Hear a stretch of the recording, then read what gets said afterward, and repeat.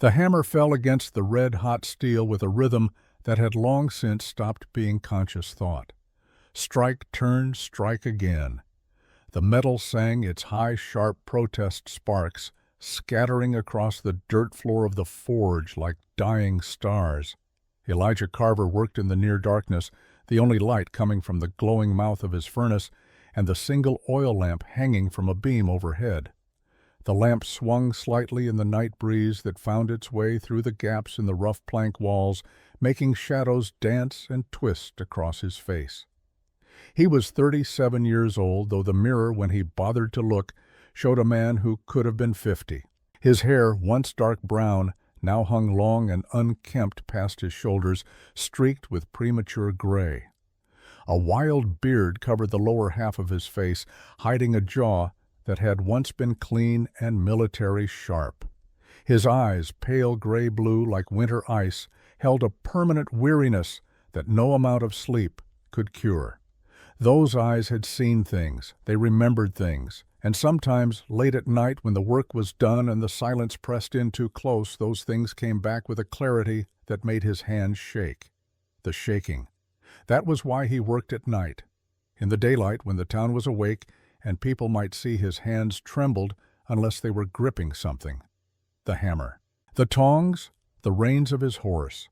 It had been this way for 5 years now, ever since he walked away from Fort Apache in the middle of a January snowstorm, with nothing but the clothes on his back and a sin so heavy it bent his spine.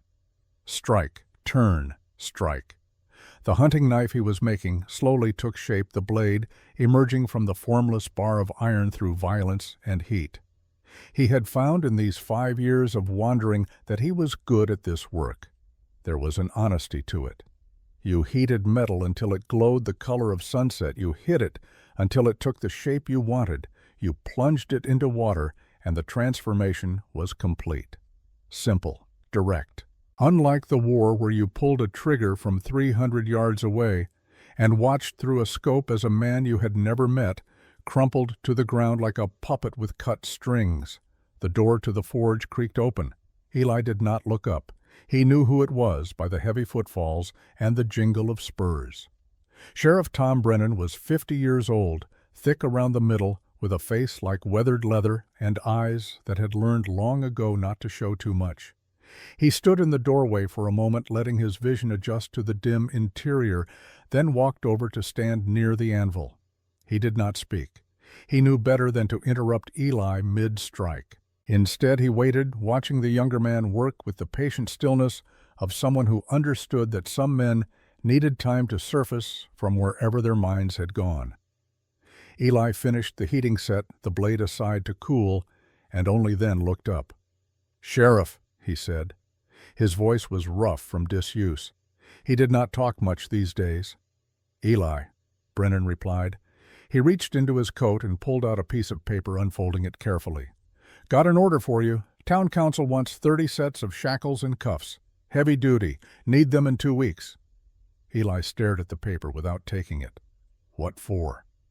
Brennan's mouth tightened. Territorial governor issued a directive. All Apache north of the Gila River are to be relocated to the reservation at San Carlos by the end of October. That's 6 weeks from now. The town needs to be ready to process them when the Army brings them through. Something cold settled in Eli's gut. Process them. Chain them, load them on wagons, send them south. You know how it works. Brennan's voice was carefully neutral, but his eyes said something else.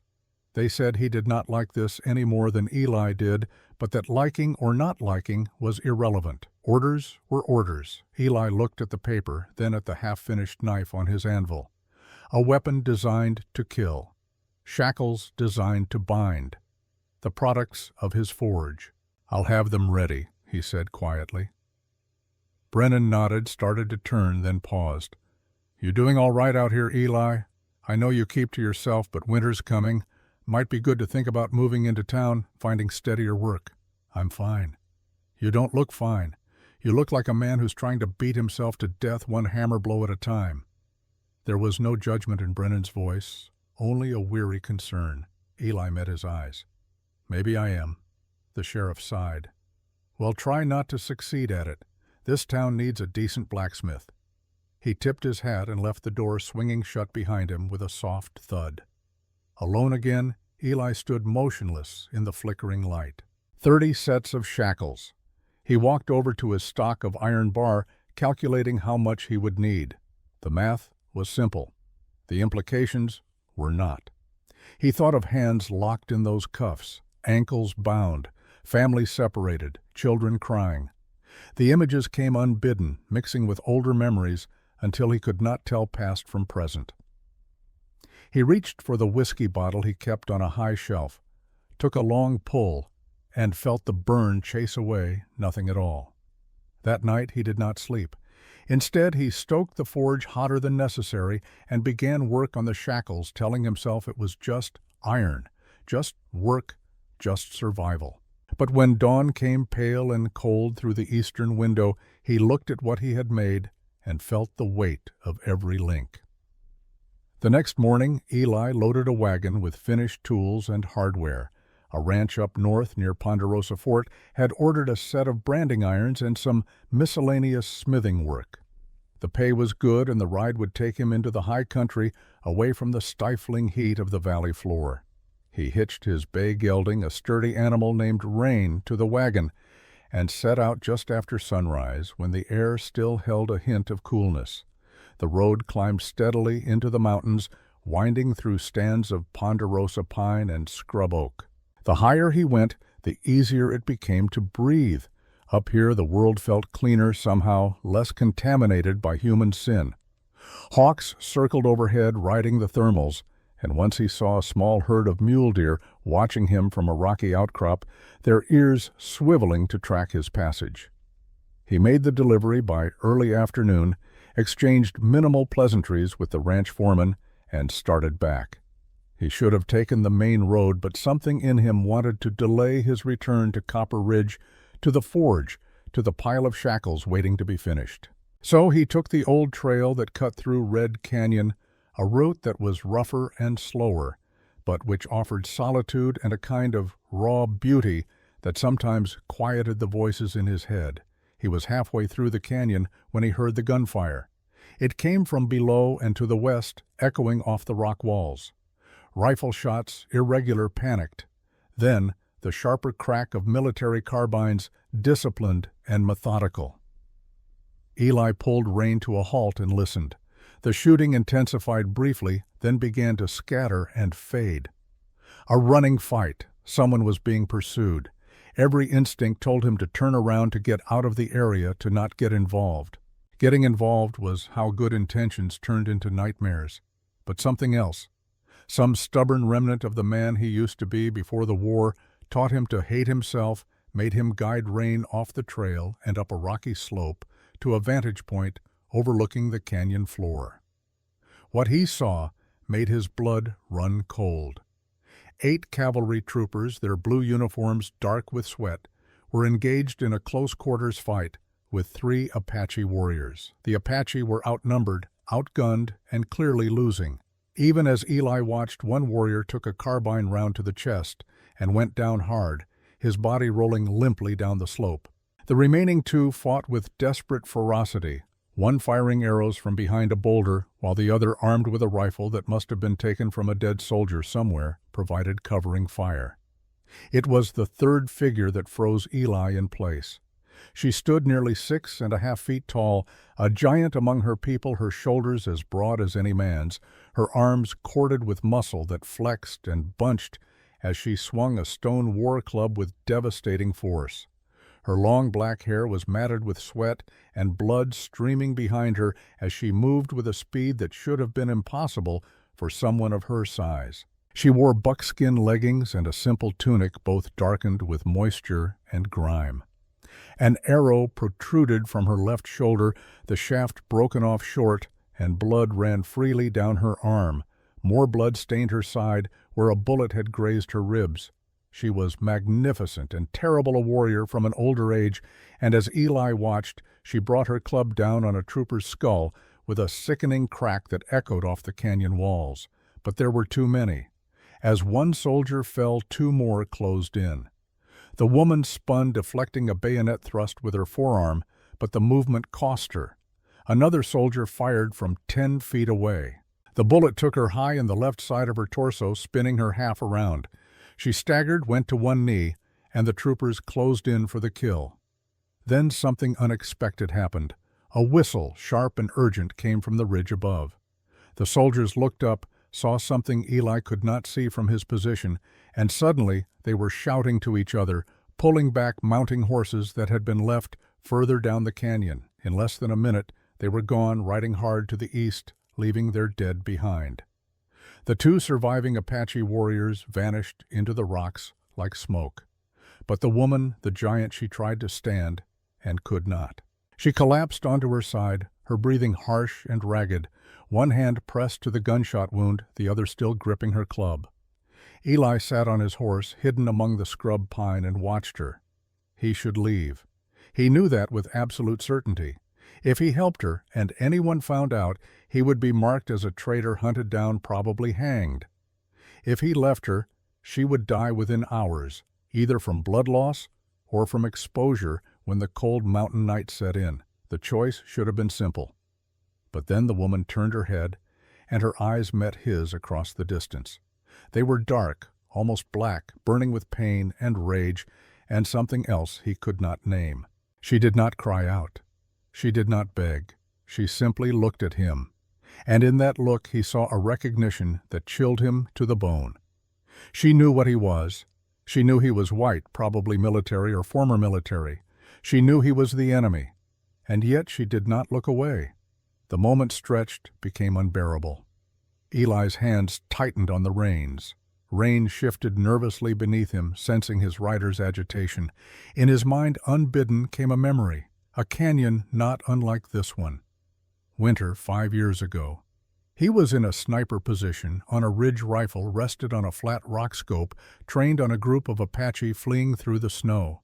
His spotter was calling targets. Third from the left. The one carrying the child. Take him. Eli had looked through the scope. He had seen the man clearly. Not young, maybe 50, his face weathered and worn. The child on his back was small, perhaps 3 years old, its arms wrapped around the man's neck. They were running toward a stand of cottonwoods where other Apache were gathering, trying to organize a defense. Take the shot, Carver. He had not wanted to.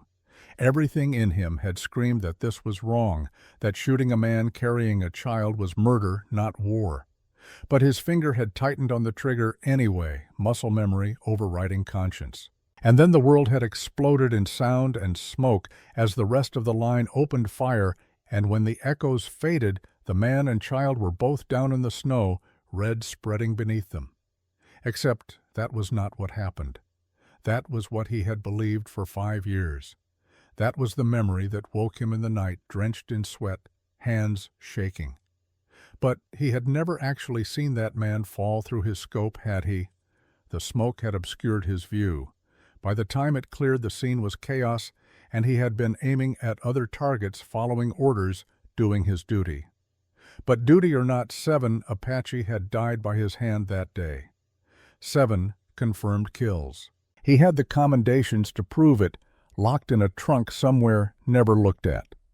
He stared at the woman bleeding on the canyon floor, and he made a decision that felt less like a choice and more like an inevitability. He dismounted, moving carefully, keeping his hands visible. The woman tracked his movement with her eyes, her body tensing for a fight she was too weak to win. When he was 20 feet away, she tried to rise, managed to prop herself up on one elbow, and reached for a knife at her belt. Her hand was shaking so badly she could barely grip the handle. Eli stopped. He unbuckled his gun belt slowly and hung it on a low branch of a pine tree well out of reach. Then he pulled off his hat and dropped it on the ground. He was unarmed, now vulnerable. If she wanted to kill him, or if her people returned, he would die here and probably deserve it. "I am not going to hurt you," he said quietly, knowing she probably did not understand English, but hoping his tone would convey his intent. She stared at him, breathing hard, the knife wavering in her grip. He took another step forward. "Let me help, please." The woman's eyes narrowed. Her mouth moved, forming words in her own language, harsh and guttural. He did not need a translation to understand. She was telling him to stay back, to leave, to go to hell. But then her strength gave out. The knife slipped from her fingers, and she sagged back against the rock. Her eyes closed, then fluttered open again, fighting to stay conscious. Blood pooled beneath her, dark and spreading. Eli moved quickly then. He knelt beside her, close enough now to see the details. The arrow in her shoulder was barbed, embedded deep. The bullet wound in her side was bleeding freely, a through-and-through shot that had missed anything vital, but which would kill her by blood loss if not treated. Her breathing was shallow, her skin pale beneath the bronze. He ran back to his wagon, grabbed his bedroll, and the small medical kit he carried, relics from his army days. When he returned, the woman was watching him again, her gaze tracking his every move with the intensity of a predator sizing up a threat. "I am going to take the arrow out," he said, knowing she could not understand but needing to say it anyway. "It is going to hurt." He had done this before, more times than he cared to remember. Field medicine in combat conditions. You worked fast, you worked clean, and you tried very hard not to think about the screaming. He pulled out a folding knife, heated the blade briefly with a match to sterilize it, then cut away the fabric around the arrow shaft. The woman hissed through her teeth but did not cry out. The arrowhead was buried deep in muscle. He had to cut around it, prying it loose a fraction of an inch at a time. Blood welled up hot and slick. The woman's hand shot out and gripped his wrist, her fingers like steel. She was staring at him with an expression he could not read, pain and fury and something else. Her grip tightened until he thought the bones might crack. "I know," he whispered. "I know it hurts. I am sorry." He got the arrowhead out and immediately packed the wound with clean cloth, applying pressure until the bleeding slowed. The bullet wound was easier clean entry and exit. He flushed it with whiskey from his canteen, making her gasp and arch her back, then bandaged it tightly. By the time he was finished, the sun was low in the sky, painting the canyon walls orange and gold. The woman had not lost consciousness, but she was fading, her eyes glazing over with shock and exhaustion. Eli knew he had to move her. The soldiers might return. Animals would come for the bodies. This place was not safe. There was a shallow cave about 200 yards up the slope, barely more than an overhang, but it would provide shelter and concealment. Getting her there was going to be the hard part. "Can you stand?" he asked. She looked at him, uncomprehending. He mimed standing, then pointed to the cave. She followed his gesture, seemed to understand, and nodded once, a sharp, jerky movement. Eli got an arm under her shoulders and heaved. She was astonishingly heavy, pure muscle and bone, and it took everything he had to get her upright. She swayed, nearly fell, and he braced himself against her weight. Together, moving in awkward, stumbling steps, they made their way up the slope. It took 20 minutes to cover 200 yards. By the time they reached the cave, Eli was drenched in sweat, and the woman was barely conscious, leaning on him so heavily he thought his knees would buckle. He lowered her carefully onto the cave floor, then collapsed beside her, gasping for breath. For a long time neither of them moved. The cave was cool and dim, the light outside fading to purple dusk. Somewhere in the distance, a coyote yipped and another answered. The woman's breathing was slow and steady, now the edge of panic gone. She was going to live probably if infection did not set in. Eli got a small fire going in the back of the cave using dry wood that would produce minimal smoke. He boiled water from a nearby spring, made a weak broth from jerky and wild onions he found growing nearby, and coaxed the woman into drinking some of it. She did not speak, but she drank, and when he offered her his blanket, she took it without protest. Night came fully, and with it a cold that seeped into the bones. Eli sat by the fire, feeding it small sticks, watching the woman sleep. In the firelight, her face was less fierce, more human. He could see the shape of her cheekbones, the line of her jaw, the way her lashes cast shadows on her cheeks. She was young, he realized, maybe 25, maybe younger, hard to tell with a life lived outdoors under constant threat. On her tunic near the collar he noticed something, embroidery done in the Apache style with porcupine quills dyed red and black. He could not read the symbols, but he recognized the pattern. It was a designation of lineage, a way of marking family and clan. He leaned closer, trying to make out the details without disturbing her sleep. The pattern was distinctive. A stylized eagle wings, spread talons extended. Beneath it, a series of geometric shapes that he had seen before in reports and intelligence briefings from his army days. It was the mark of Nantan's bloodline. Nantan, the medicine man, who had led a band of Apache through the Superstition Mountains for 2 decades, evading capture, teaching his people to survive on nothing, to fight with cunning rather than brute force.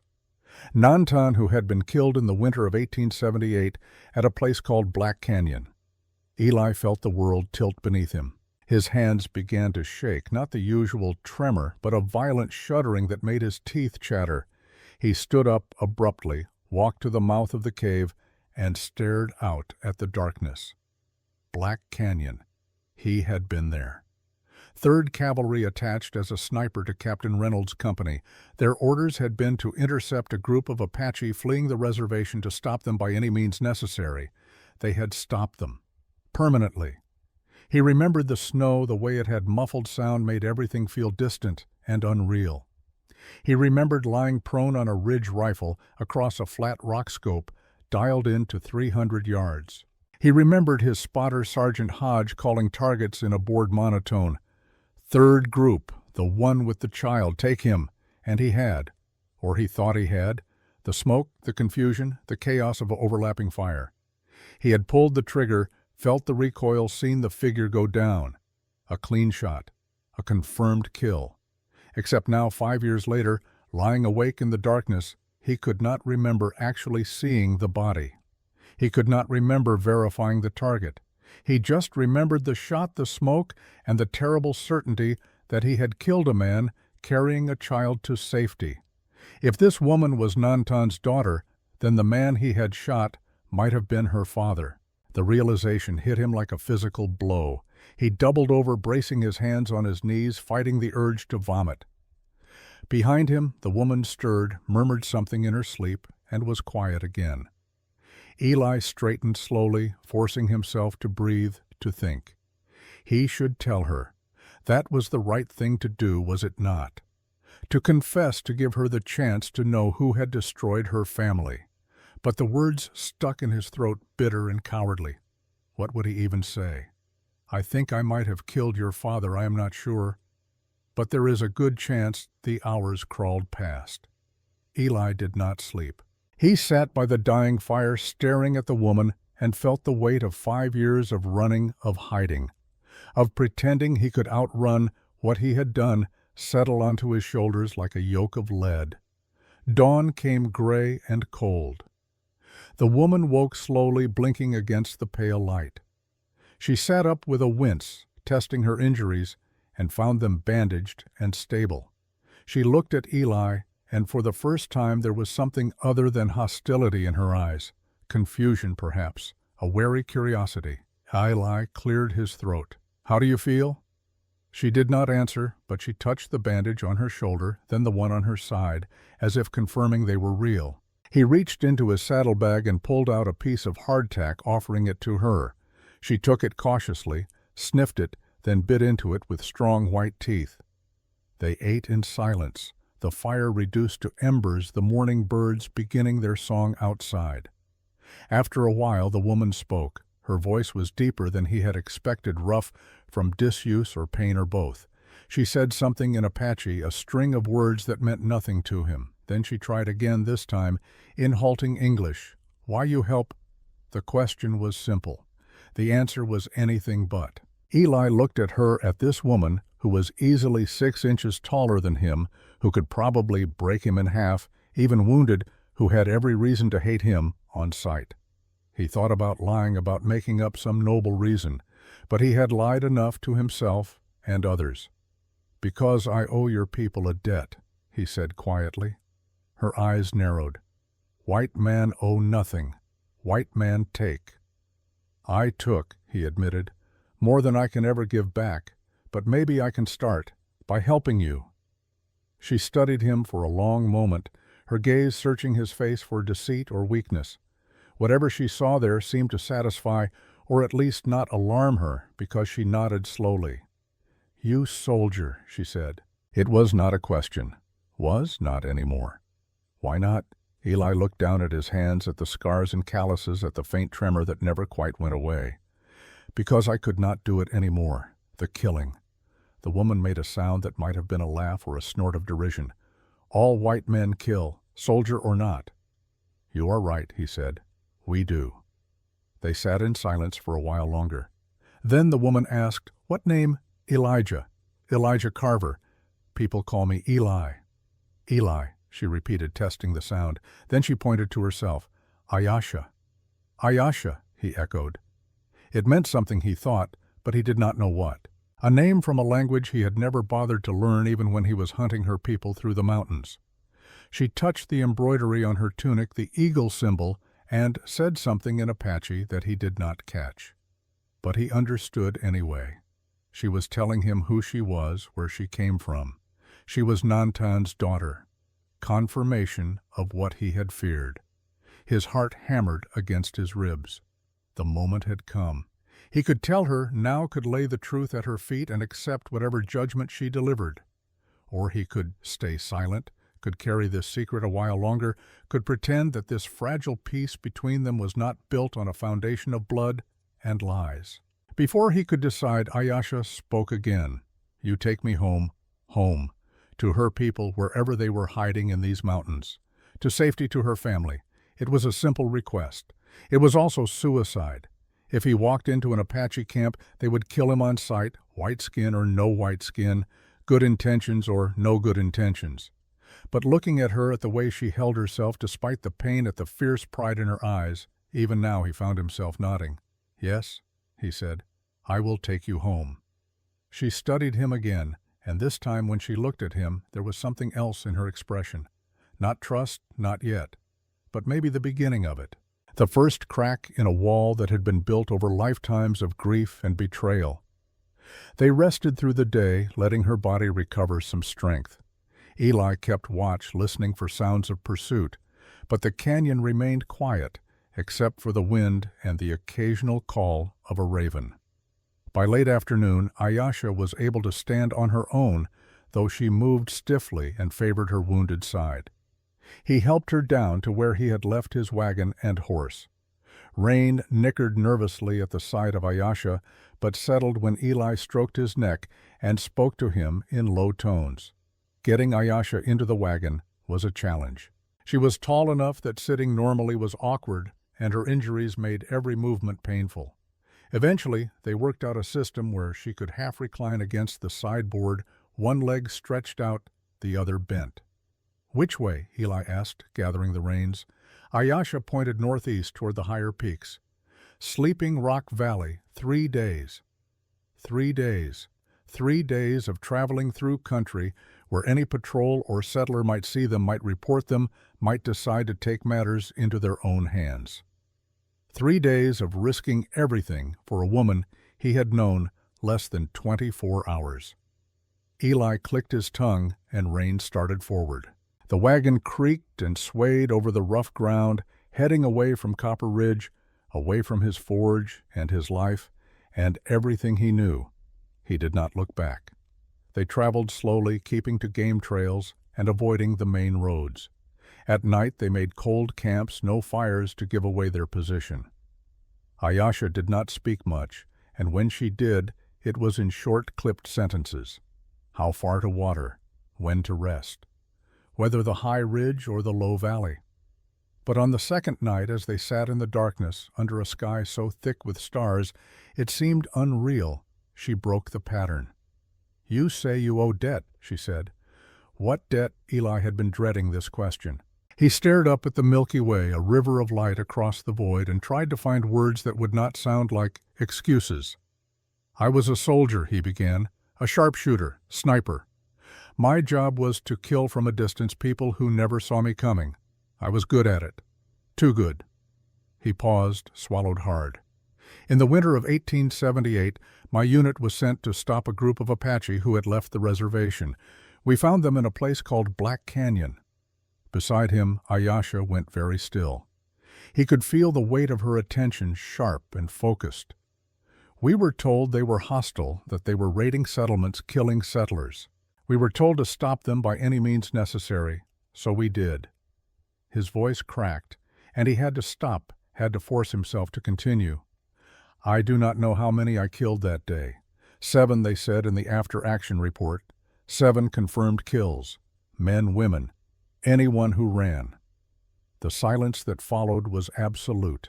Even the insects seemed to have stopped their chirping, as if the night itself was holding its breath. "Black Canyon," Ayasha said finally, her voice flat and hard. "My father died there." Eli closed his eyes. There it was, the truth spoken aloud, irrevocable. "Nantan was your father," he said. Not a question. "Yes." "I am sorry," he whispered. "I am so sorry." "Sorry not bring him back?" "No, it does not." Ayasha turned to look at him, and in the starlight, her face was a mask of stone. "You kill him." The question hung between them, terrible in its simplicity. Eli thought about lying, about claiming he did not know, could not be sure. But he had lied enough, and this woman deserved better. "I do not know," he said honestly. "There was a man carrying a child running toward cover. My spotter called the target. I fired. There was smoke, confusion. I thought I hit him, but I never confirmed it. I was already moving to the next target." He looked at her directly. "But even if I did not pull the trigger that killed him, I was there. I was part of it. I helped make it happen. So yes, I am responsible." Ayasha was quiet for a long time. When she finally spoke, her voice was barely above a whisper. "My father was medicine man, healer. He not fight. He run because soldiers come to reservation, say all Apache must go to new place, bad place, with no water, no food. He take the sick ones, the children who could not walk far, and he run, try to hide in mountains until winter pass." "He was trying to save them," Eli said. "Yes, and you kill him for it." There was no accusation in her tone, no anger, just a flat statement of fact, which somehow made it worse. Eli stood up, unable to sit still any longer. He walked a few paces away, his hands clenched into fists, fighting the urge to scream or run or do something, anything to escape the weight crushing down on him. He reached into his coat pocket and pulled out something he had carried for 5 years, a small leather pouch, worn and stained. He opened it, and by starlight he could just make out the glint of silver.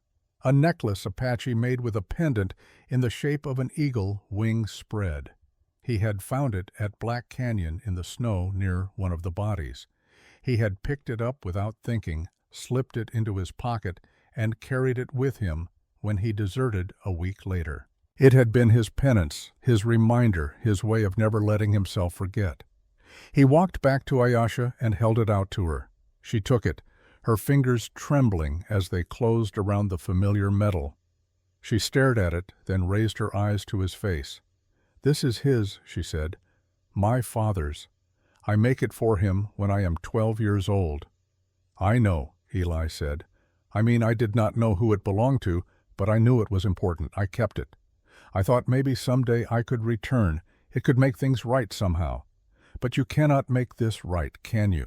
Ayasha clutched the necklace to her chest, and for the first time since he had met her, her iron control cracked. Tears spilled down her cheeks, silent and terrible. She did not sob, did not wail, she just cried, and the sight of it broke something in Eli that he had not known was still whole. "I thought I could run from it," he said, "from what I did. I left the army, left everything, tried to bury myself in work and whiskey and silence. But it follows me. Every night I see their faces. I hear the screams. And I know that nothing I do will ever be enough to balance the scales." Ayasha wiped her eyes roughly with the back of her hand. She looked at Eli, really looked at him, and what she saw seemed to surprise her. "You hate yourself," she said. "Yes." "Good," she said. You should. She stood up, moving carefully, and walked to where he had hung his gun belt on the wagon. She drew his revolver from its holster, checked that it was loaded, and walked back to stand in front of him. She pressed the gun into his hand, then placed his hand against her chest over her heart. "Shoot me," she said. Eli stared at her, horrified. "What? No, no, I will not. You owe me death for death, my father for my life. Shoot me, and debt is paid." "Ayesha, I cannot." "Then you are a coward," she said. "You say you're sorry, you say you owe debt, but when I give you chance to pay, you refuse. You want forgiveness without price. That is not how it works." Her hand covered his, pressing the barrel harder against her chest. He could feel her heart beating strong and steady. His own hand was shaking so badly he could barely hold the gun. "If you shoot me," she continued, "you die too. My brother find you. My people hunt you. But maybe that is what you want. Maybe you want to die, but you too scared to do it yourself. So I give you reason." "I do not want to die," Eli said, his voice breaking. "And I do not want you to die. I want to fix this, to make it right." "You cannot fix." Ayesha shouted, her composure finally shattering. "My father is dead. My mother is dead. My little sister is dead. All dead because white men say our land is their land. Our life is worth nothing. You cannot fix that with sorry or with this." She shook the necklace. "So shoot me or do not shoot me, but do not lie and say you want to make right." Eli let the gun drop. It fell to the ground between them, forgotten. He sank to his knees, his head bowed, and he did something he had not done since he was a child. He wept. Great racking sobs that tore through him, years of guilt and grief and self-hatred pouring out in ugly, choking gasps. Ayesha stood over him, watching her own tears still wet on her face. After a long moment she knelt beside him. She did not touch him, did not offer comfort. She just knelt there, and together they cried for everything that had been lost, everything that could never be recovered. When the tears finally subsided, leaving them both hollow and exhausted, Ayesha spoke again. Her voice was gentler now, drained of anger. "Why you save me?" she asked. "In canyon. You could ride away. No one know. Why you help?" Eli wiped his face with his sleeve, not caring how he looked. "Because I could not let another one die. Not if I could stop it. I thought maybe if I saved one life, it might balance just a little bit against all the ones I took. I know it does not. I know it is selfish, but I had to try." Ayesha picked up the gun from where it had fallen and looked at it. For a moment Eli thought she might actually shoot him, and part of him almost hoped she would. But instead she emptied the chambers, letting the bullets fall into the dirt, and handed the empty revolver back to him. "I not kill you," she said. "Not because you deserve to live, but because my father teach me something. He say revenge is fire that burn everything, even the person who light it. If I kill you, I become like you. Killer. And my father not want that." "I do not deserve your mercy," Eli said. "No," Ayesha agreed. "But I not give mercy for you. I give it for me, so I can sleep at night." She stood up, swaying slightly, and Eli realized how much the emotional ordeal had cost her on top of her physical injuries. He rose and steadied her with a hand on her elbow. She did not pull away. "We should rest," he said. "You need to heal." She nodded. But before they settled down, she looked at him one more time. "Eli Carver," she said, testing his name. "You cannot fix the past, but maybe you can do something about now, about what is coming for my people." "What do you mean? You say town is making shackles for moving Apache. That mean army is coming soon. My people are in Sleeping Rock Valley hiding. If army find them, there will be more Black Canyon, more death." Eli felt a chill run through him. "I do not know how to stop that." "Then we learn together," Ayesha said. "Because I cannot do it alone. And you say you want to make right, so make right." She wrapped herself in the blanket and lay down, turning her back to him. The conversation was over. Eli stood in the darkness, looking at her silhouette against the stars, and felt the first stirrings of something he had not felt in 5 years, Purpose, not redemption. He was not naive enough to think he could ever be redeemed, but purpose. A reason to keep breathing, to keep moving forward, to do something other than just survive. He settled down on the other side of the small camp, the empty gun heavy in his hand. Tomorrow they would continue toward Sleeping Rock Valley. And after that he did not know. But for the first time since Black Canyon, the future felt like something other than just an endless gray march toward nothing. He closed his eyes and, against all odds, slept without nightmares. The gunshot cracked through the night, and Eli felt the impact before he heard the sound. The bullet punched through his left shoulder, spinning him to the ground. He lay in the dirt, gasping blood spreading dark and warm across his shirt. Above him, Ayesha stood with the smoking revolver, her hand shaking. She had pulled the trigger, but at the last instant something had made her flinch. Not enough to miss entirely, but enough to shift her aim from his heart to his shoulder. She stared at him, at the blood, at the way he made no move to defend himself. Then she dropped the gun and turned away, disappearing into the darkness. Eli lay there for a long time, the pain sharp and clarifying. He was alive. She had chosen in that final moment not to kill him. He pressed his hand to the wound, feeling the hot pulse of blood, and passed out. When he woke, it was dawn. Someone had bandaged his shoulder crudely. Ayesha, he realized, though she was nowhere to be seen. The message was clear. You live, but you owe me everything. He had collapsed into the dirt, gasping blood spreading dark across his shirt, and she had stood over him with the smoking gun trembling, unable to fire again. Dawn broke 3 days later as they approached the edge of Sleeping Rock Valley. Eli's shoulder throbbed with each jolt of the wagon, the wound bandaged with strips torn from his own shirt and bound tight enough to stop the bleeding, but not tight enough to stop the pain.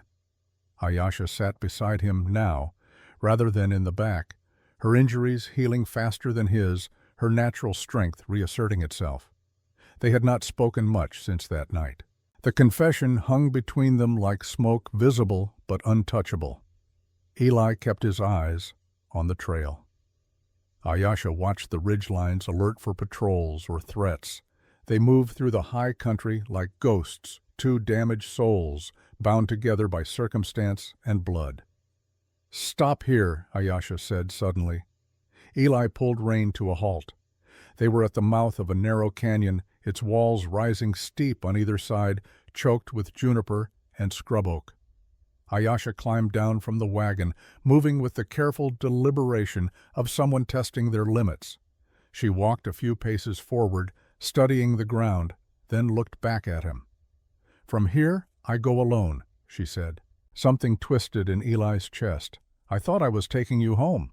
"You did. This is border of our land. If you go further, my people will kill you before I can explain." Her expression softened slightly. "You saved my life, Eli Carver. I not let them take yours." He nodded slowly, understanding, but not liking it. "What will you do?" "Go to my brother. Tell council what is coming. Prepare." She paused, then added, "What will you do?" "Go back to Copper Ridge. Finish the shackles." The words tasted like ash in his mouth. "I do not have a choice. If I do not deliver them, they will know something is wrong." Ayesha studied him for a long moment. "You always have choice. You just not always like the choices." She was right, of course. He could refuse, the job could pack up and disappear into the territories, could become a different kind of ghost. But running had not worked for 5 years. Running had only made the ghosts louder. "Be careful," he said finally. "You too." Ayesha reached out, hesitated, then placed her hand briefly on his good shoulder. The contact was fleeting, but solid, an acknowledgment of something neither of them could name. Then she turned and walked into the canyon, her tall frame disappearing into the shadows between the rocks. Eli sat alone in the wagon for a long time, watching the place where she had vanished. Then he turned rein around and started the long journey back. The town of Copper Ridge looked different when he returned, or perhaps it was Eli who had changed. The main street with its false front buildings, the saloon with its perpetual noise, The general store with its barrels of flour and salt pork, all of it seemed smaller, somehow more fragile. He saw it now through Ayesha's eyes, this collection of wood and nails and human ambition planted like a flag on land that had belonged to someone else for centuries. Sheriff Brennan found him at the forge that evening.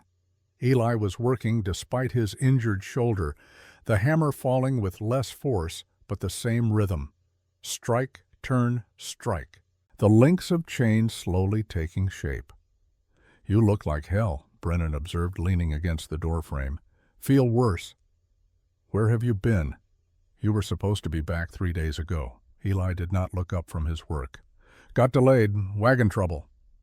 Brennan was quiet for a moment, his lawman's instincts clearly sensing a lie but not pressing it. "You finish those shackles, you hear about what is happening at the territorial capital." "No." Governor Ashford announced the relocation date, October 15th, 3 weeks from now. Army is mobilizing a full company out of Fort Apache to sweep the high country. Brennan paused. "They are not just relocating families, Eli. They are hunting down anyone who resists. Shoot on sight orders for any warrior who does not surrender."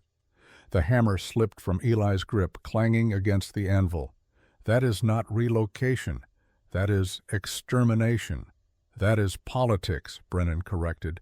"Clayton Voss has been lobbying the governor for months. Turns out there is a silver deposit under Sleeping Rock Valley, big one. Geological survey came back last week. Voss wants the mining rights, but he cannot get them while Apache are camped on top of it." Eli's blood ran cold. "So he is buying a massacre." "He is facilitating economic development," Brennan said, his tone making it clear what he thought of that particular euphemism. "Word is he has already hired a private security force. 20 men, all experienced Indian fighters. They will ride ahead of the army, provoke an incident, and give the soldiers an excuse to go in hard." "You have to stop this." Brennan laughed a bitter sound. "I am a county sheriff, Eli. I have jurisdiction over one small town and the immediate area. Fort Apache answers to the Territorial Command, and they answer to Washington. What exactly do you think I can do?" Eli had no answer. He picked up the hammer again, his hands shaking worse than usual. Brennan watched him for a moment longer, then shook his head and left without another word. That night Eli did not sleep. He lay on his cot in the small room behind the forge, staring at the ceiling, doing calculations in his head. 3 weeks, 20 hired guns, plus a full company of cavalry, maybe 100 men total. Against how many Apache, Ayesha had not said. Could be 50 warriors, could be less. Even if every man, woman, and child fought, they would be outnumbered and outgunned. Black Canyon all over again. Only this time he would be helping to build the cage they were put in before the slaughter. He thought about what Ayesha had said. "You cannot fix the past, but maybe you can do something about now." The idea came to him slowly, taking shape like iron under the hammer. It was dangerous, probably suicidal, but it was something. 2 days later, Eli rode out of Copper Ridge before dawn, heading not toward Sleeping Rock Valley, but toward Copper Ridge's sister town of Silverton, 20 miles to the southeast. Silverton was bigger, rougher, the kind of place where questions were not asked and memories were short. It had a telegraph office.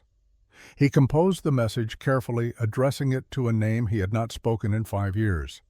Lieutenant Marcus Kane, currently stationed at Fort Huachuca, according to the last Eli had heard. Kane had been Eli's spotter during the war, the man who had called targets while Eli pulled triggers. They had saved each other's lives more than once. They had also shared a flask the night before Black Canyon and promised to meet for a drink when the war was over. The war had ended. They had never had that drink. The telegram was brief. "Marcus, need information on October operation, Apache relocation. What are the real orders? Carver."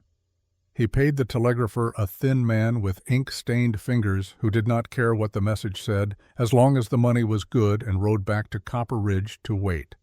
The response came 3 days later, delivered by a boy from the telegraph office. Eli tore it open with shaking hands. Carver, orders are suppression, not relocation. Voss paid for results. Command expects casualties. Get out of the area. This is not your fight anymore. Kane. Eli read it twice, then burned it in the forge. Not his fight. Kane was wrong. This had always been his fight. He just had not realized it until a woman nearly 2 feet taller than most men had looked at him with eyes full of justified hatred and chosen not to pull the trigger. He worked through the night not on shackles but on something else. By morning he had a plan. It was thin, full of holes likely to get everyone involved killed, but it was better than nothing. The problem was he could not execute it alone. He needed help. He needed Ayasha. The journey back to Sleeping Rock Valley took 2 days. He left Rain and the wagon hidden in a ravine 5 miles out and went the rest of the way on foot, moving carefully, watching for sentries. The Apache would have scouts posted. If they saw him coming, they would shoot first and never bother with questions.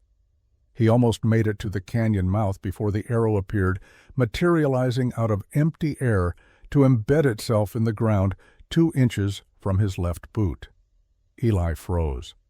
"I am looking for Ayasha," he called out in English, then repeated it in the few words of Apache he knew. "Ayasha, friend." A figure dropped from a rock ledge above him, landing in a crouch with inhuman grace.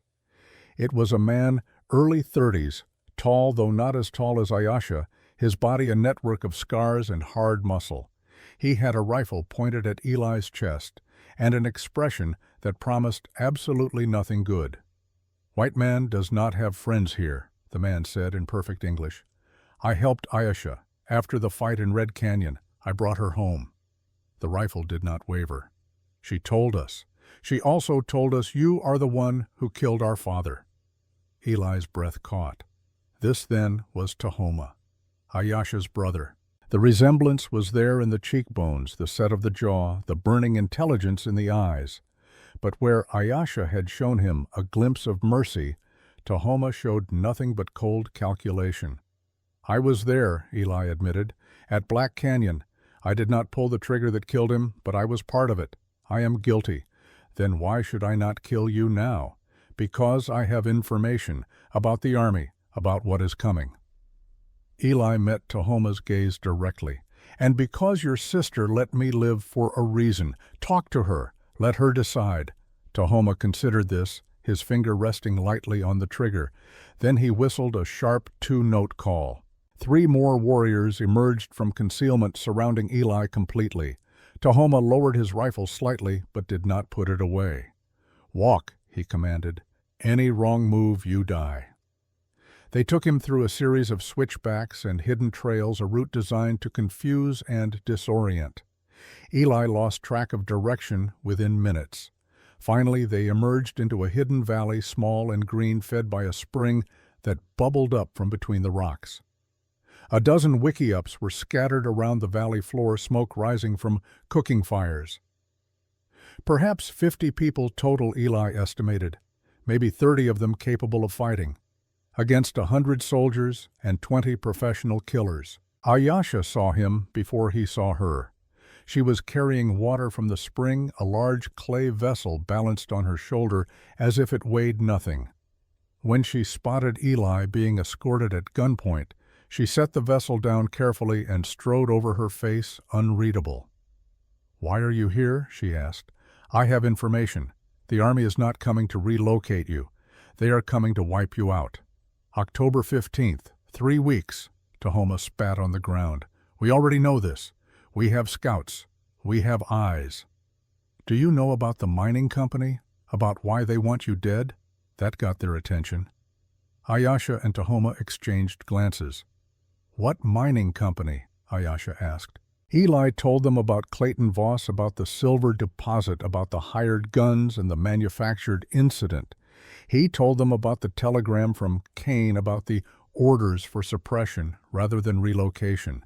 He laid it all out, watching their faces grow harder with each word. When he finished, Tahoma was the first to speak. "So they will kill us for rocks in the ground." "Yes." "And you come here to warn us, to make yourself feel better about your guilt." "No," Eli said. "I came here because I have a plan, a way to stop this without everyone dying." "Impossible," Tahoma said flatly. "We cannot win a fight against that many guns." "You are right. You cannot win a fight. So do not fight, not with bullets." Ayasha stepped closer. "Explain." Eli took a breath. "Voss needs a massacre. He needs you to be the aggressors, the dangerous savages that have to be put down. If you do not give him that, if you instead surrender peacefully to the army, he loses his justification." "Surrender means death on the reservation," Ayasha said. "Not if there are witnesses, not if the whole thing happens in public, in a way that makes it impossible for Voss to spin it as an Apache attack." Eli pulled a folded map from his pocket one he had sketched from memory. "There is a town called Cedar Springs, 40 miles west of here. It has a newspaper, a telegraph office, and a circuit judge who is due to arrive on October 10th. If you can get your people there, if you can surrender to the judge instead of the army in front of reporters and townspeople, then Voss cannot touch you. The law will be on your side." "The law," Tahoma said with contempt. "White man's law that has never protected us." "But it might protect you if everyone is watching," Eli countered. "Voss is powerful, but he is not stupid. He will not risk a public execution, not with witnesses, not with journalists who can send stories to newspapers in San Francisco and New York." Ayasha was studying the map, her brow furrowed in concentration. 40 miles through territory patrolled by Army and Voss's men, with elders, children wounded. How do we make that journey without being caught? "I will guide you," Eli said. "I know the patrol routes. I know where the water is, where to hide. And I will go ahead to Cedar Springs, talk to the judge, make sure he is ready to receive you." "Why?" Tahoma demanded, stepping forward until he was inches from Eli's face. "Why do you do this? Is it guilt? Is it pity? Do you think saving us now erases what you did then?" "No," Eli said quietly. "Nothing erases that. But I am done running from it. And I am done watching people die when I could do something to stop it."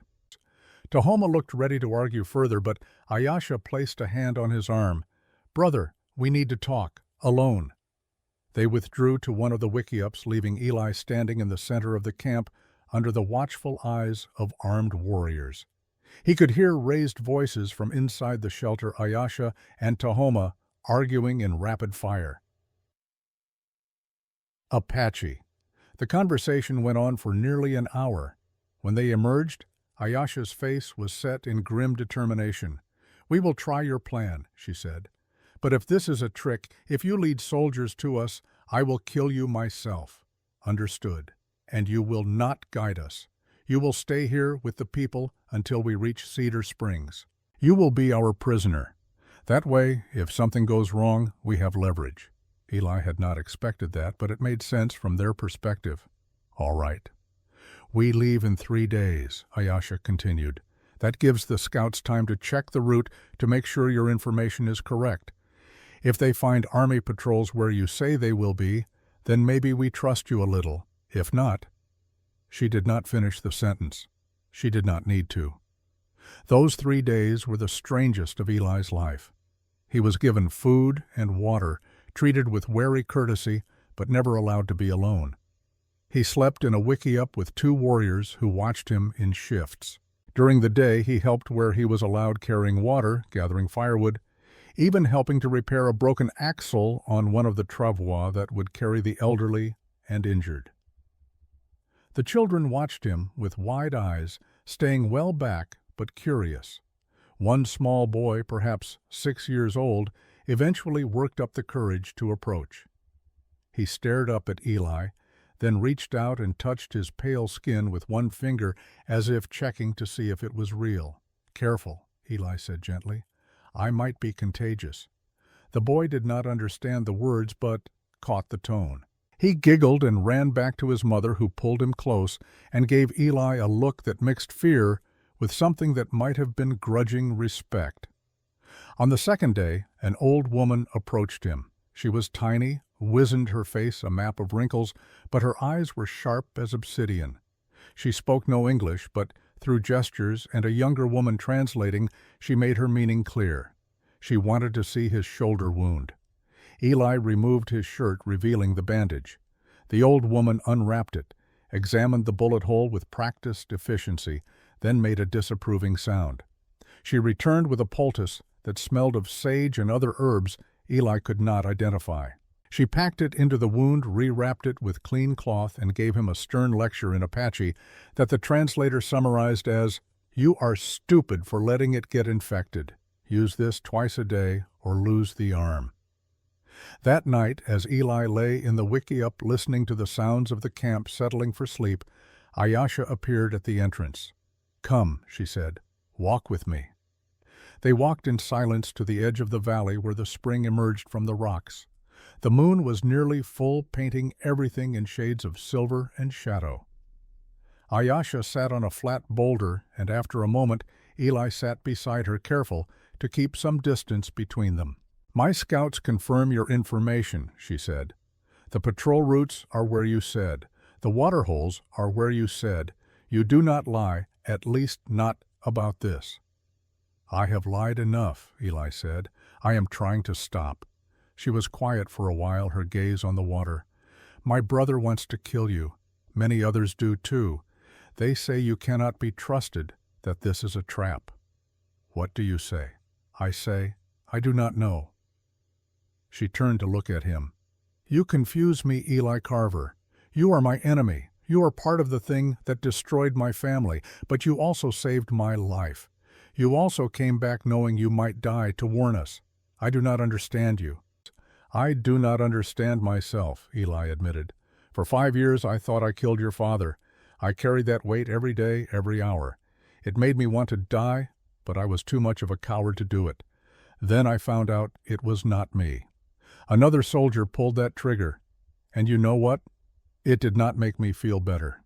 Because I still killed 7 other people that day. 7 families destroyed, 7 absences in the world. So whether I killed Nantan or not does not matter. I am still guilty." Ayesha absorbed this. "The old woman who treated your wound, her name is Nashoba. Her son was one of the 7 you killed. She knows this. I told her." Eli felt his stomach drop. "Then why did she help me?" "Because that is who she is. Because she believes healing is stronger than hate." Ayesha paused. She lost her son, her husband, her brother in various fights with white men. She has more reason to hate than almost anyone. But she says hate is a poison. It kills the person who carries it. They sat in silence, the spring's gentle burble the only sound. "Can I ask you something?" Eli said finally. "Yes." "That night, when you shot me, why did you miss?" Ayesha laughed, a short, bitter sound. "You think I miss? I am best shot in our people. I could hit a rabbit at 200 paces. "Then why?" She looked at him, her eyes reflecting the moonlight. "Because when I looked at you, when you knelt there waiting for me to kill you, I saw something. Not a soldier, not an enemy, just a broken man, like me. I saw someone who had lost everything, who hated himself more than I could ever hate him. And I thought, if I kill him, what does it change? Does it bring my father back? Does it make the world better?" She shook her head. "It just makes 2 dead people instead of 1. "I wish you had killed me," Eli said softly. "It would have been easier." "Yes," Ayesha agreed. "But easy is not the same as right." She stood up, ready to return to camp, but Eli stopped her with a question. "Ayesha, what does your name mean?" She looked at him surprised. "It means little one. My father gave it to me as a joke when I was born. I was the smallest baby anyone had seen. Then I grew." A faint smile touched her lips. He used to laugh about it. He would say the spirits gave him the wrong name to keep him humble. "He sounds like he was a good man. He was the best man." Her expression hardened, which is why they killed him. "Good men are dangerous to empires." She walked away, leaving Eli alone with the moonlight and the endless weight of things that could never be undone. The journey began on the fourth day just before dawn. The entire camp was struck in less than 2 hours. The wickiups collapsed and packed supplies loaded onto travois, pulled by horses or strong backs. Eli found himself walking in the middle of the column, surrounded by warriors who kept their weapons ready and their eyes on him. Ayasha and Tahoma led from the front, setting a pace that was fast but sustainable. They moved through country that seemed impassable, following game trails and dry washes that Eli would have never noticed on his own. The Apache knew this land in a way that went beyond mere maps. They knew where the water would pool after rain, where the rocks would provide shade in the midday heat, where a canyon would amplify sound and give away their position. On the second day, they nearly ran into an army patrol. Scouts spotted the blue uniforms from a mile away, and the entire column melted into a rocky ravine. Children hushed with gentle hands over mouths, horses quieted with knowing touches. Eli lay pressed against the stone, hardly daring to breathe, as 12 cavalry troopers rode past less than 100 yards away, so close he could hear their conversation. "Damned waste of time," one soldier was saying. "Apache are probably in Mexico by now. Captain says we are supposed to sweep every canyon between here and the Mogollon Rim, so that is what we do." Their voices faded. The column waited another hour before moving, letting the patrol get well ahead. When they finally emerged from hiding, Eli saw Ayasha looking at him with an expression that might have been grudging respect. That night they camped in a box canyon with a single narrow entrance, easy to defend. Eli sat by a small fire watching the stars emerge one by one when a shadow fell across him. It was the boy who had touched his skin days before. He held something in his hands, offering it to Eli with shy solemnity. It was a small carving, a horse made from pine wood, rough but charming. "For me?" Eli asked. The boy nodded. "Thank you." Eli took it carefully, turning it over in his hands. "It is beautiful." The boy smiled radiant and ran back to his mother. The woman met Eli's eyes across the fire and nodded once, a tiny acknowledgement. Not forgiveness, not acceptance, but recognition of a gesture, a moment of shared humanity in a world that seemed determined to strip it away. On the fourth day, disaster struck. They were crossing an exposed ridge unavoidable on the route to Cedar Springs when shots rang out. Not from the army, from Voss's hired guns. There were 8 of them positioned on higher ground, and their first volley killed 2 horses and wounded an elderly man. The Apache warriors responded instantly, returning fire and rushing the wounded to cover, but it was a bad position. They were exposed, pinned down, and the hired guns were experienced fighters who knew how to use terrain. Eli found himself pressed behind a boulder next to Ayasha, bullets whining overhead. "How many?" she shouted over the gunfire. 8, maybe 10. They are trying to push us back, trap us in the valley below." "Where are they?" He risked a glance. "High rocks, 2 o'clock. Good position." Ayasha swore in Apache. "We cannot stay here. Too exposed. But if we retreat, we lose the high ground." Tahoma crawled over, his rifle in hand. "We need to break contact. Create smoke confusion, fall back to that boulder field we passed an hour ago." "Too many will die in the retreat," Ayasha said. "More will die if we stay," Tahoma countered. Eli looked at the hired gun's position, doing calculations in his head. Range, wind, angle, the same calculations he had done 1,000 times through a rifle scope.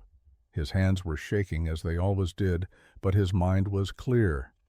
"Give me a rifle," he said. Tahoma stared at him. "What? A rifle? I can take them out. 3, maybe 4 before they realize where I am shooting from. That will be enough to break their position, let you retreat safely." "You cannot hold a rifle steady," Ayasha said, not unkindly. "I have seen your hands." "Not a rifle," Eli agreed. "But a bow, maybe." Tahoma barked a laugh. "You think you can use a bow better than a rifle?"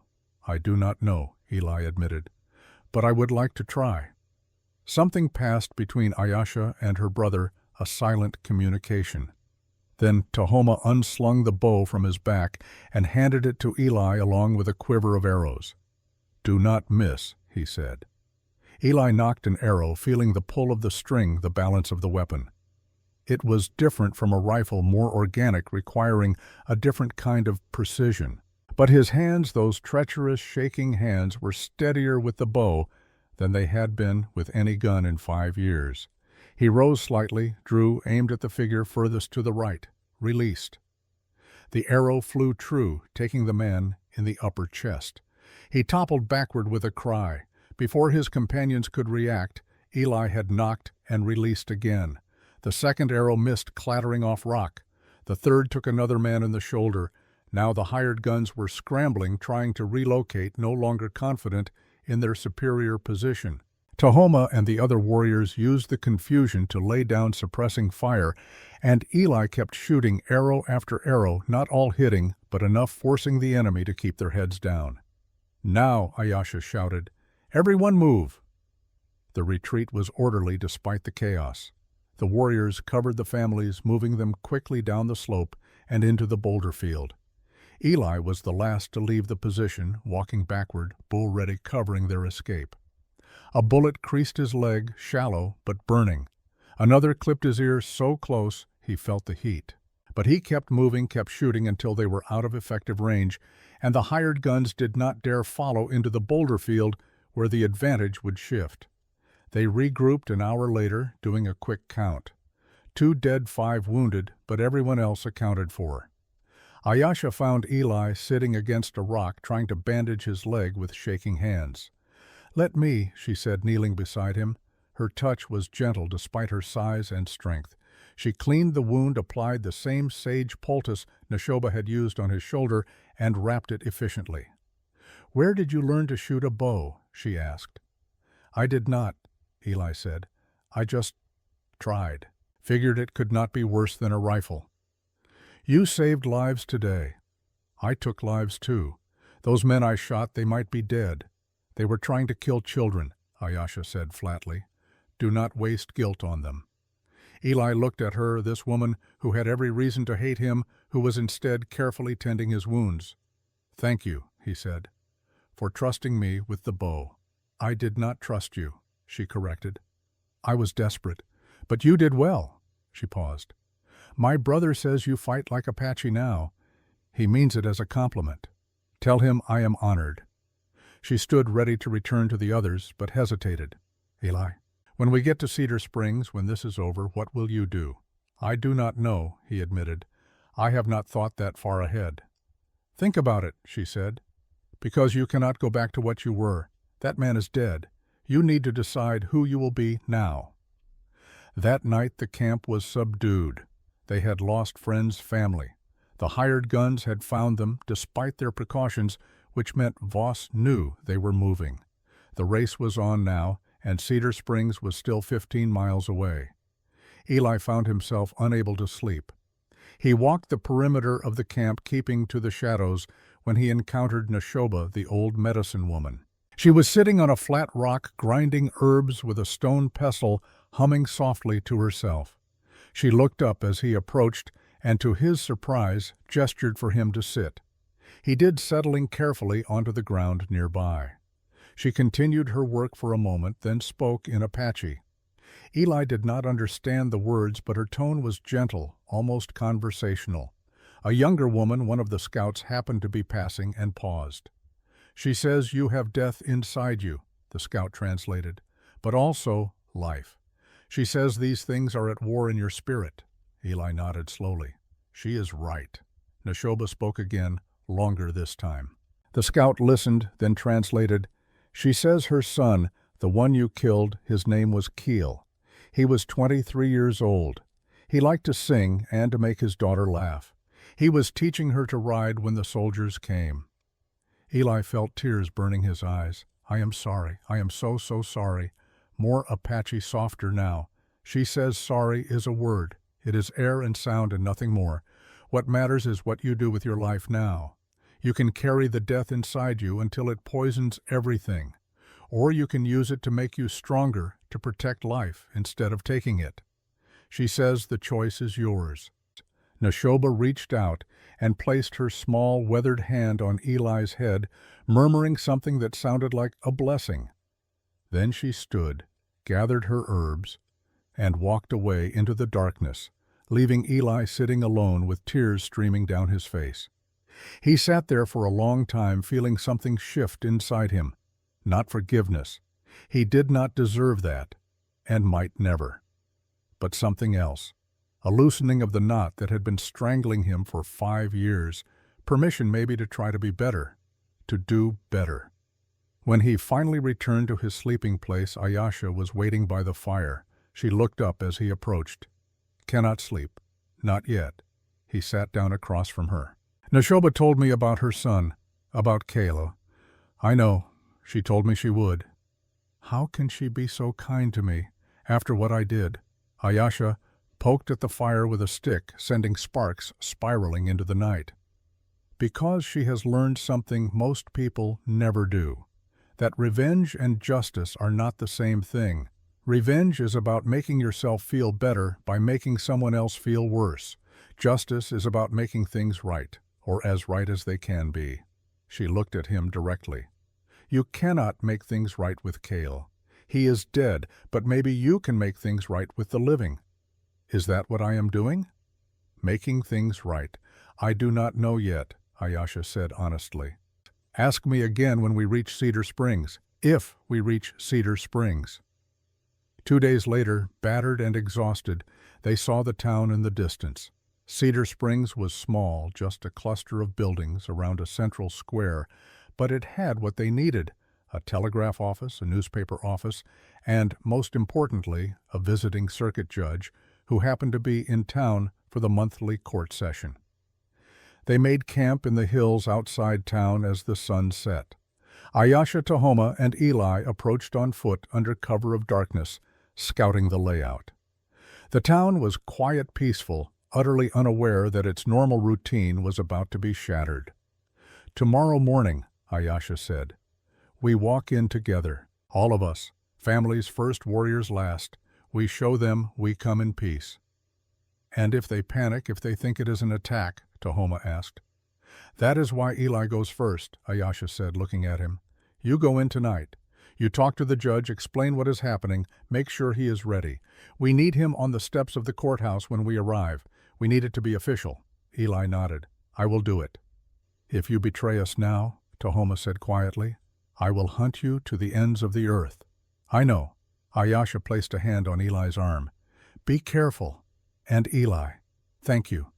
He slipped into town as midnight approached, moving through the shadows until he reached the hotel where the judge was reportedly staying. Getting inside was easy. Getting the judge to listen without calling for help was harder.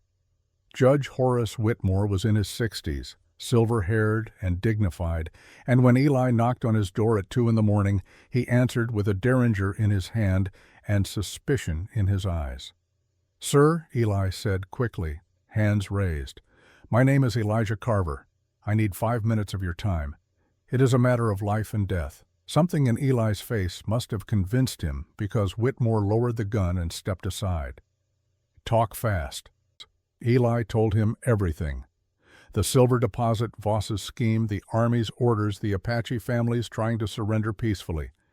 He told him about Ayesha and Tahoma, about Neshoba and Kale, about children who had never held a weapon being hunted like animals. When he finished, Whitmore sat down heavily in a chair. "You are asking me to involve myself in a military matter. I could be court-martialed." "You are a judge," Eli said.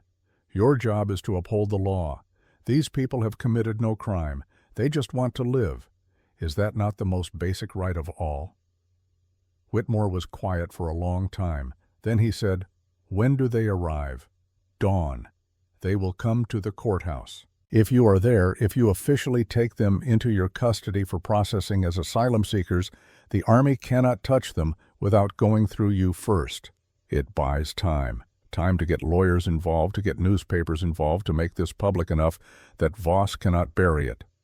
"This is going to cause a firestorm," Whitmore said. "Yes, sir." The judge looked at Eli, really looked at him, seeing the exhaustion, the injuries, the desperate hope. "All right," he said finally. "I will be there. But Carver, if this goes wrong, we are both going to hang." "I know, sir. Thank you." Dawn came cold and clear. Eli stood on the courthouse steps with Judge Whitmore watching the eastern horizon. The judge had roused the newspaper editor, a sharp-eyed woman named Margaret Chase, and the telegraph operator. Both were present witnessing what was about to happen. Then they came. Ayesha led the way, walking tall and proud despite her injuries. Behind her came the families, mothers carrying children, elders, supporting each other, wounded warriors helping those weaker than themselves. Tahoma and the other fighters brought up the rear, their weapons carried openly, but pointed at the ground. They walked down the main street of Cedar Springs in the early morning light, and as they came, people emerged from houses and shops staring in shock and fear. Voices rose confused and angry. Someone shouted for the sheriff, but Ayesha did not stop. She walked straight to the courthouse steps, and there in front of Judge Whitmore, Margaret Chase, and the gathering crowd of townspeople, she spoke in clear, careful English. "My name is Ayesha, daughter of Nantan. These are my people. We come not to fight, but to seek justice. We are being hunted by men who want our land for mining. We ask for protection under the law. We ask for the chance to live." Judge Whitmore stepped forward. His voice carried across the square. "As circuit judge for this territory, I hereby take these individuals into protective custody pending a full legal review of their status and the allegations they have made. They will be housed humanely and treated with respect. Any attempt to harm them will be considered an assault on the court itself." The crowd erupted in shouting, some supportive, many angry. But Margaret Chase was writing furiously, and the telegraph operator was already heading to his office to send word to larger newspapers. Eli stood to the side watching it unfold, his heart pounding. They had done it. Against all odds, they had made it. The Apache families were safe, at least for now. Ayesha caught his eye across the crowd. She nodded once, a small gesture of acknowledgement. Then she turned her attention back to the judge, beginning the long process of explaining their situation in detail. As the sun rose fully over Cedar Springs, bringing light to hidden corners, Eli Carver allowed himself to hope just a little that maybe, just maybe, some things could be made right after all. The courthouse in Cedar Springs had never been designed to hold 53 Apache people. Within hours of their arrival, the building had transformed from a sleepy administrative office into something between a refugee camp and a fortress. Judge Whitmore commandeered the main courtroom, the jury room, and even his own chambers, converting them into temporary housing. The townspeople, divided between fear and curiosity, stood in small clusters on the street, watching through the windows as families settled onto makeshift bedding of donated blankets and hay. Eli stood outside, leaning against a post, his leg wound, throbbing despite Neshoba's treatment. He had not slept in 36 hours, and exhaustion pulled at him like an undertow. But every time he closed his eyes, he saw the moment when Ayesha had walked down that street straight-backed and fearless, leading her people into the uncertain mercy of white man's law. Sheriff Tom Brennan arrived on horseback just after noon, having ridden hard from Copper Ridge when news reached him via telegraph. He dismounted heavily, his face grim, and walked straight to where Eli stood. "Tell me this is not what I think it is," Brennan said. "Depends what you think it is. I think you just threw a lit match into a powder keg, and when it explodes you are going to be standing at ground zero." Brennan removed his hat, wiping sweat from his forehead. "Clayton Voss knows. The Army knows. They are coming, Eli, and they are not coming to talk. Let them come. Judge Whitmore has legal custody. They cannot just— Cannot." Brennan laughed bitterly. "Cannot, boy, you have been gone from civilization too long if you think cannot means anything to men like Voss. He has spent too much money, made too many promises. He will burn this town to the ground before he lets those Apache walk free." before Eli could respond, a commotion erupted at the far end of the street.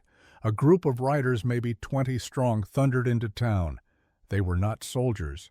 These were Voss's hired guns, the same men who had ambushed them on the ridge. Leading them was a thick-necked man with a scarred face who Eli recognized from wanted posters. Jack Hendricks, wanted in 3 territories for murder and worse. The riders pulled up in front of the courthouse, their horses snorting and stamping. Hendricks dismounted with casual arrogance, his hand resting on his pistol, and surveyed the building like a man pricing livestock. Judge Whitmore emerged onto the courthouse steps, Margaret Chase at his side with her notebook ready. "This is a court of law," Whitmore announced, his voice carrying. "State your business or move on." Hendricks spat tobacco juice onto the street. "My business is taking those savages off your hands before they murder everyone in their sleep. These individuals are under the protection of this court. You have no authority here." "I have all the authority I need." Hendricks patted his gun. "Mr. Voss pays my salary, and Mr. Voss wants them gone, so they are going. The easy way or the hard way makes no difference to me. Touch them, and I will have you arrested for contempt of court and interfering with legal proceedings." Hendricks laughed. "Arrest me? You and what army, old man?" The standoff might have turned violent right there, but another group of riders appeared, this time wearing blue uniforms. Captain Reynolds, the same man who had commanded at Black Canyon 5 years before, led a column of 30 cavalry troopers. Eli felt his stomach drop at the sight. Reynolds dismounted and approached the courthouse with military precision. He saluted Whitmore perfunctorily. "Captain Marcus Reynolds, 3rd Cavalry. I have orders to take custody of the Apache hostiles currently harboring in this building." "They are not hostiles," Whitmore said firmly. "They are asylum seekers, and they are under my protection." "With respect, Your Honor, you do not have jurisdiction over military matters. These individuals are wanted for evading relocation orders." "Show me the warrant." Reynolds hesitated. "It is a military order, not a civilian warrant." "Then you have no standing in my court." Whitmore straightened his shoulders. "Captain, these people have made serious allegations of conspiracy and attempted murder. Until I have conducted a proper hearing, they remain in my custody. If you wish to dispute this, you will need to obtain a writ from the territorial governor." "The governor authorized this operation," Reynolds said, but there was uncertainty in his voice now. He had not expected legal resistance.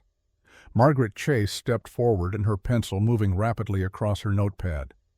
"Captain Reynolds, for the record, are you confirming that you intend to remove individuals from legal custody without due process? I am writing for the Arizona Territorial Gazette, and this will be in tomorrow's edition." Reynolds' jaw tightened. The presence of the press changed the equation.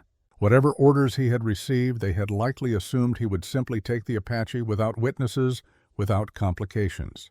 "I will need to consult with my superiors," he said finally.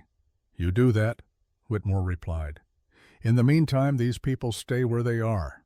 Hendricks stepped forward. "The hell they do.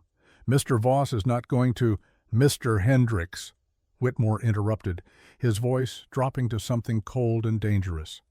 "If you complete that sentence, I will hold you in contempt. If you draw that weapon, I will have you shot for threatening a federal judge. And if you think I am bluffing, I invite you to test me." Something in Whitmore's tone made Hendricks pause. He looked at his men, at the soldiers, at the growing crowd of townspeople. The situation was not as simple as he had expected. He spat again, this time closer to Whitmore's feet. "This is not over," he said. "No?"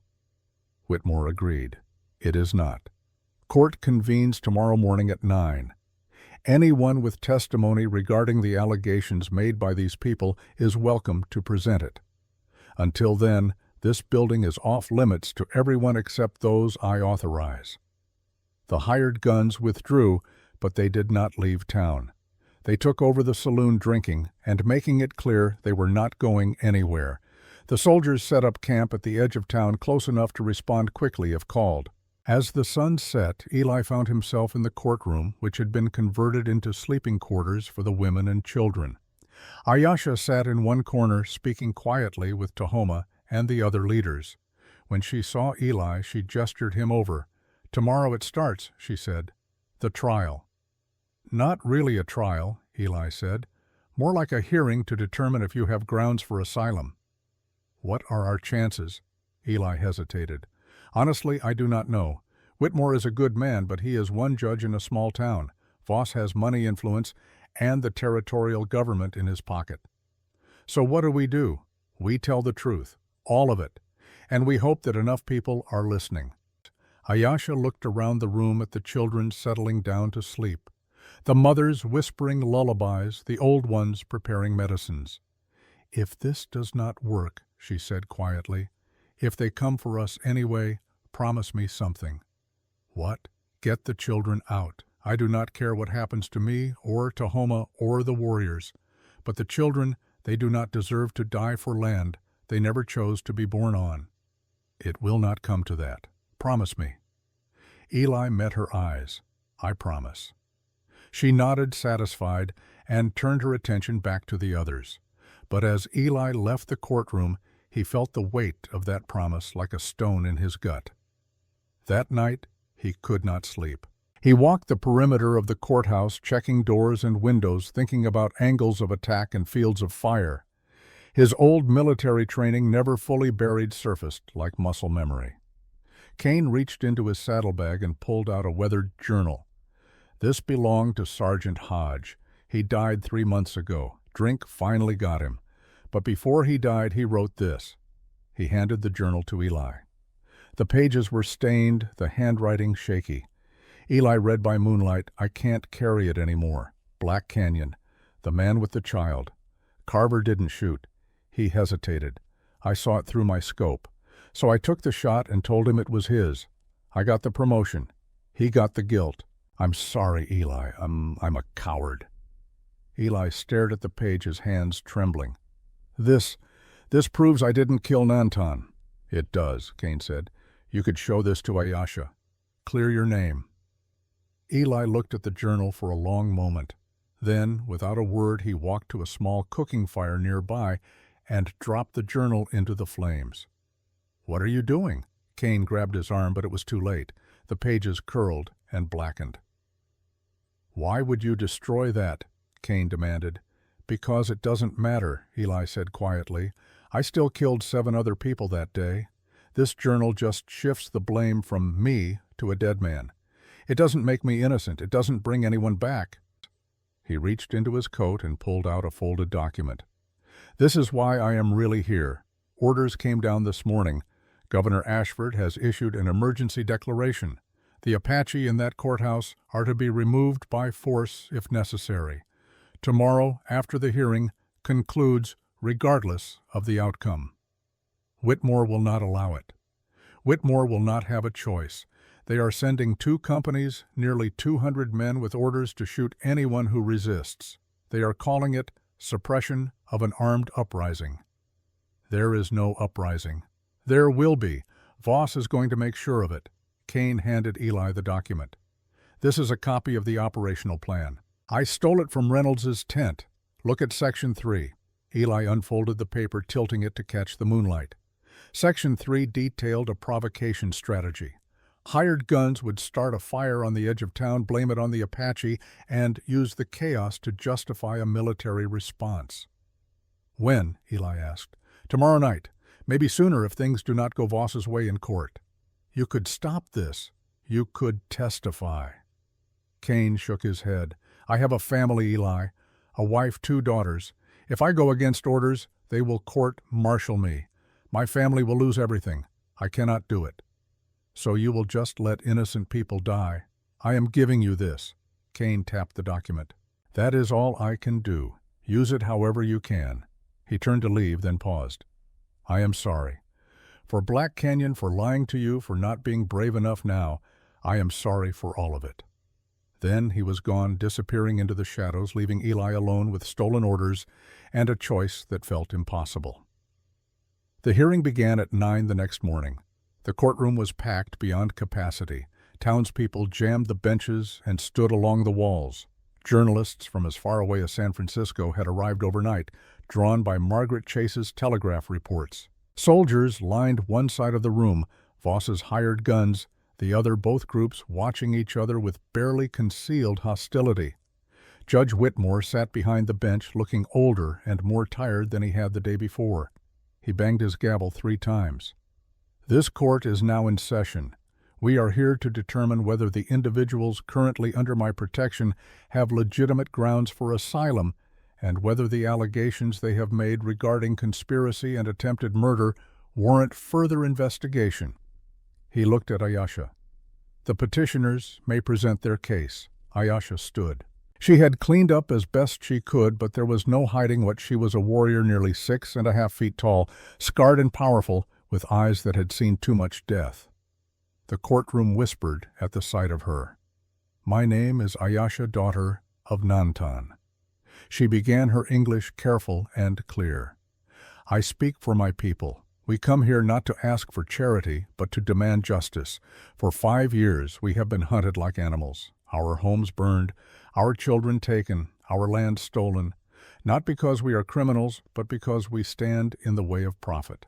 She gestured to Clayton Voss, who sat in the front row in an expensive suit, his face already red with barely suppressed fury.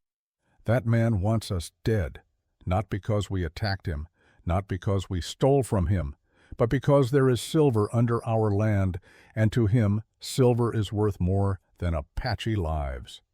"Lies!" Voss shouted, leaping to his feet. "Your Honor, this savage is spreading slander." Whitmore's gavel came down like a gunshot. "Mr. Voss, you will sit down and remain silent until you are called upon. One more outburst, and I will have you removed from this courtroom." Voss sat his hands clenched into fists. Ayesha continued, "We have witnesses. We have evidence. We ask only that you listen with open minds and hearts." Over the next hour, testimony was given. Tahoma spoke about the hired guns' unprovoked attack on the ridge, describing in detail how they had been fired upon while traveling peacefully, how 2 horses and an elderly man had been killed. His English was rougher than Ayesha's, but his anger was clear and controlled. Neshoba came next, hunched with age, but fierce in her dignity. Through a young woman who translated, she described the conditions at the San Carlos Reservation: water contaminated with alkali that caused dysentery in children, food rations cut repeatedly until families were starving soldiers who confiscated traditional medicines and forbade the practice of healing ceremonies. "My grandson died there," Neshoba said, her voice steady despite her tears. 6 years old. He got sick from the water. The white doctor would not treat him because he said Indian children were not worth the medicine. I held him as he died, and I swore I would never let another child suffer that way if I could prevent it. The courtroom was silent. Even the hired guns looked uncomfortable. A young warrior named Dahana testified about watching his sister die from smallpox, a disease she contracted from a blanket given by Indian Affairs agents as a winter gift. "They knew the blankets were infected," he said, his voice shaking with rage. "A trader told me later they did it on purpose to make us sick, to make us weak." Margaret Chase was writing furiously, her pencil scratching across page after page. Other journalists did the same. This testimony, these stories, they would be in newspapers across the country by week's end. Then Judge Whitmore called Elijah Carver. Eli stood his legs unsteady and walked to the front. He placed his hand on the Bible and swore to tell the truth, the whole truth, and nothing but the truth. "State your name and occupation for the record," Whitmore said. "Elijah Carver, former Corporal 3rd Cavalry Sharpshooter Division, currently a blacksmith." A murmur ran through the crowd. A soldier testifying for the Apache. "Mr. Carver, you were present at the engagement known as Black Canyon in the winter of 1878. "Yes, sir." "Describe what you witnessed." Eli took a breath. "We were ordered to intercept a group of Apache who had left the San Carlos Reservation. Our commanding officer, Captain Reynolds, told us intelligence indicated they were a war party, heavily armed and moving to raid settlements in the Salt River Valley." "And what did you find when you located them?" "We found families, Maybe 40 people total, a few warriors with rifles, yes, but mostly women, children, elderly. They were moving slowly because they were carrying sick people en travois. They had almost no supplies. They were not going to raid anyone. They were running away from the reservation because people were dying there. What happened next? Eli's voice dropped. Captain Reynolds gave the order to engage. We opened fire from elevated positions. The Apache tried to flee to get to cover in the canyon, but we had them in a crossfire. It was over in maybe 10 minutes. When the shooting stopped, we counted 31 dead. 23 of them were women or children. The courtroom erupted. People shouted questions, protests, denials. Whitmore hammered his gavel until order was restored. Mr. Carver, you said Captain Reynolds gave the order to fire on women and children. He gave the order to fire on Apache. We followed it. I personally killed 7 people that day. I do not know if they were men, women, or children. I was 300 yards away with a scope. All I saw were targets. Eli's hands were shaking now. After the engagement, we were ordered to burn the bodies to prevent disease. We were told to report that all casualties were combatants. No women, no children, just hostile warriors. That is a damned lie. The shout came from Captain Reynolds himself, who stood among the soldiers. Your Honor, this man is a deserter and a coward. He abandoned his post and has clearly fabricated this story to justify his cowardice. Whitmore pointed his gavel at Reynolds. Captain, you will have your opportunity to testify. Sit down. Reynolds sat, but his face promised murder. Eli continued. After Black Canyon, I could not do it any more. I started having nightmares. My hands started shaking. I could not hold a rifle steady. 3 months later, I deserted during a snowstorm. I have spent the last 5 years trying to forget, trying to drink away the memories, trying to become someone other than the man who killed innocents and called it duty. Why are you testifying now? Because I met Ayesha. I saved her life when she was wounded, and in return, she showed me something I had not seen in 5 years. Mercy. She had every right to kill me, every reason to hate me, but she chose not to. And if she can show that kind of strength, the least I can do is tell the truth no matter what it costs me. He looked directly at Voss. These people are not the enemy. The enemy is greed. The enemy is men who see human beings as obstacles to profit. There is silver under Sleeping Rock Valley, rich deposits worth millions. Mr. Voss knows this. He purchased mineral rights through the Territorial Land Office by claiming the land was uninhabited. But it is not uninhabited. 53 people live there. And Mr. Voss needs them gone before anyone notices they exist. Eli pulled out the document Kane had given him. This is a military operational plan outlining a strategy to provoke violence and blame it on the Apache, giving the Army justification for lethal force. The plan was commissioned and partially funded by Clayton Voss through intermediaries. He handed it to the bailiff, who brought it to Judge Whitmore. The judge read it, his face darkening with each line. Where did you obtain this document? Whitmore asked. From a friend who still has a conscience. Someone in the military who could not live with what was being planned. Voss was on his feet. That document is classified military intelligence. Its very existence here is proof of treason. Your Honor, I demand that Carver be arrested immediately. You demand— Whitmore's voice could have frozen fire. Mr. Voss, you are in my courtroom and you will not make demands. You will, however, take the stand. Bailiff, swear him in. Voss looked like he wanted to refuse, but with dozens of eyes on him, including the journalists, he had no choice. He walked to the witness chair, placed his hand on the Bible with visible reluctance, and swore his oath. Mr. Voss, Whitmore began, you have purchased mineral rights to land in Sleeping Rock Valley. I have. Through completely legal means, I might add. The Territorial Land Office approved the transaction 3 months ago after proper surveys and documentation. Documentation that claimed the land was uninhabited, public domain land, available for purchase, but not uninhabited.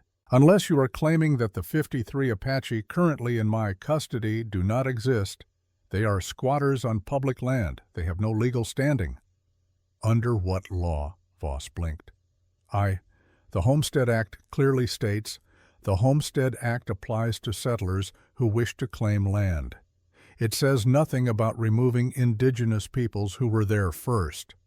The Apache forfeited their claims when they broke treaty obligations. Which treaty? Be specific. Voss was sweating now. The general treaties governing the territory. There is no such thing as a general treaty, Mr. Voss. Either you can name a specific treaty that the individuals in this courtroom violated, or you are admitting you have no legal basis for your claim. The Treaty of Guadalupe Hidalgo granted the United States sovereignty over the territory but said nothing about removing Apache from ancestral lands. Try again. Voss's face was turning purple. Your Honor, with respect, you are not an expert in Indian affairs law, but I am an expert in evidence, and I am looking at a document that suggests you paid to have innocent people killed to facilitate a business transaction. Did you or did you not hire Jack Hendricks and his men to remove Apache from Sleeping Rock Valley by force? I hired security to protect my investment, from families, from children, from a medicine woman in her 70s, from hostiles who have been raiding settlements for months. What settlements? Name one. Voss opened his mouth, closed it. The reports are in the territorial governor's office. I have those reports here. Whitmore lifted a folder. Courtesy of the telegraph office. There have been no Apache raids in this territory for 6 months. The last reported incident was a theft of 3 horses, and the accused Apache was later found to be a white man disguised to deflect blame. So, I ask you again, Mr. Voss, what threat did these people pose that justified hiring armed mercenaries? They were in my way, Voss shouted, finally losing control. Do you understand what you are doing? That silver deposit could transform this territory. It could bring railroads, factories, jobs for thousands of people. But none of that can happen while a band of savages squats on top of it, living like animals, contributing nothing to civilization. So their lives are worth less than your profits. Their lives are worth exactly what the market determines. This is America, Your Honor. We believe in progress, in development, in the future. Sometimes difficult decisions have to be made. Sometimes you have to clear away the old to make room for the new. That is how civilization works. The courtroom had gone silent. Every word Voss spoke was being recorded by half a dozen journalists. Whitmore leaned forward. Mr. Voss, you have just confessed under oath and before witnesses that you believe indigenous peoples have no right to their ancestral lands if those lands contain valuable resources. You have admitted that you hired armed men to force them out, and you have essentially argued that murder is acceptable if the economic benefits are sufficient. Do you understand what you have done? Voss seemed to realize finally that he had gone too far. I misspoke. I did not mean. You meant exactly what you said. Your tone, your choice of words, the passion with which you delivered them, all indicate sincere belief. Whitmore's expression was granite.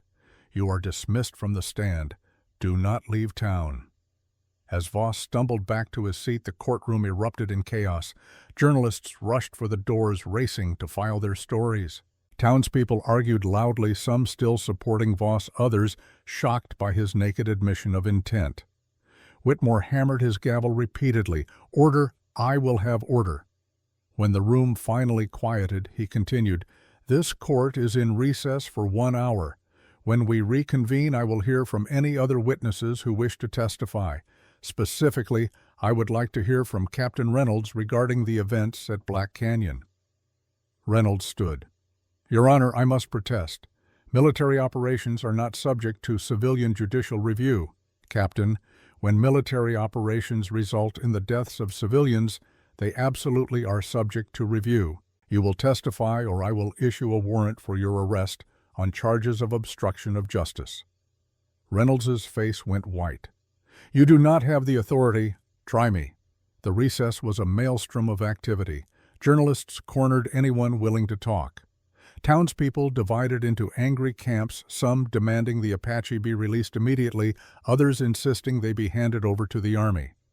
Voss's hired guns gathered in a tight knot, their hands near their weapons, clearly discussing their next move. Eli found Ayesha in the jury room where the Apache had been waiting. She was standing at the window, watching the chaos outside. "It is going well," Eli said. Voss buried himself up there. "Words in a courtroom," Ayesha replied. "Will they stop bullets? They might. Once this gets out, once newspapers across the country run the story, there will be pressure on the territorial governor to act. Voss will not be able to just murder you and cover it up. You have a lot of faith in words. I have faith in witnesses, in people like Margaret Chase who will not let this be buried." Ayesha turned to face him. "Eli, if this does not work, if they come for us tonight, we will get the children out. I promised you that." "I know, but that is not what I wanted to say." She stepped closer, her eyes searching his face. "I wanted to say thank you. Not for saving my life in the canyon, though I am grateful for that. Thank you for showing me that not all white men are monsters. Thank you for giving me hope that maybe someday our peoples can look at each other and see humans instead of enemies."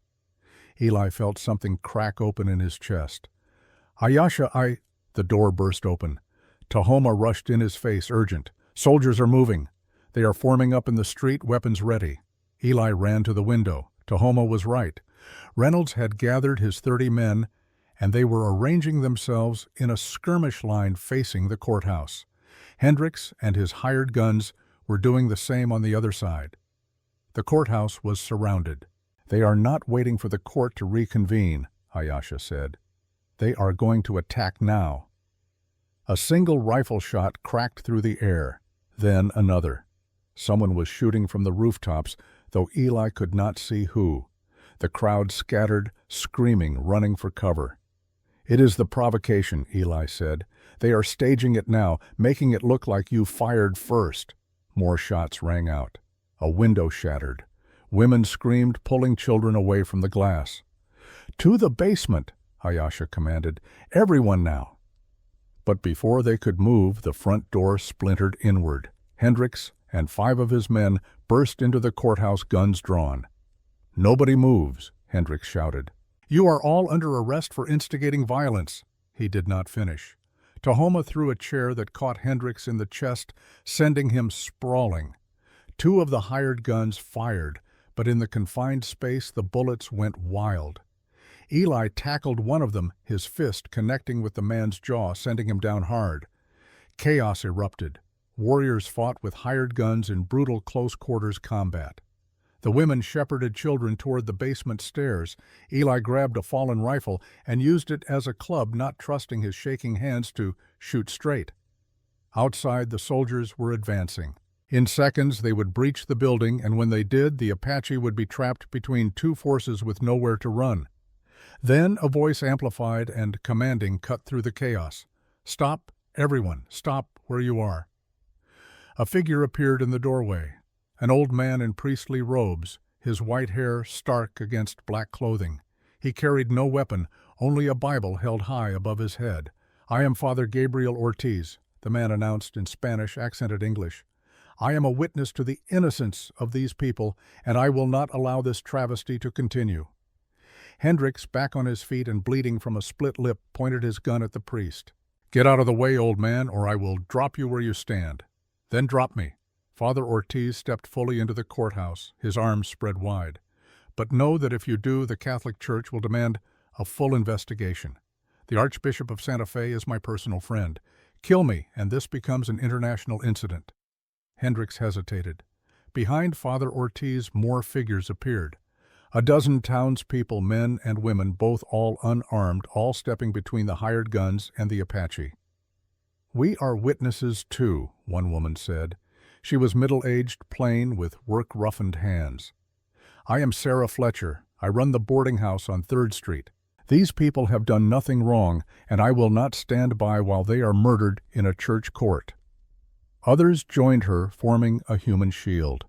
The hired guns looked uncertain now, their simple mission of violence complicated by the presence of civilians who might actually fight back. Judge Whitmore appeared at the top of the stairs, looking disheveled but determined. "Hendricks, you and your men will drop your weapons and submit to arrest, or I will declare you outlaws and authorize deadly force against you." You cannot do that. I just did.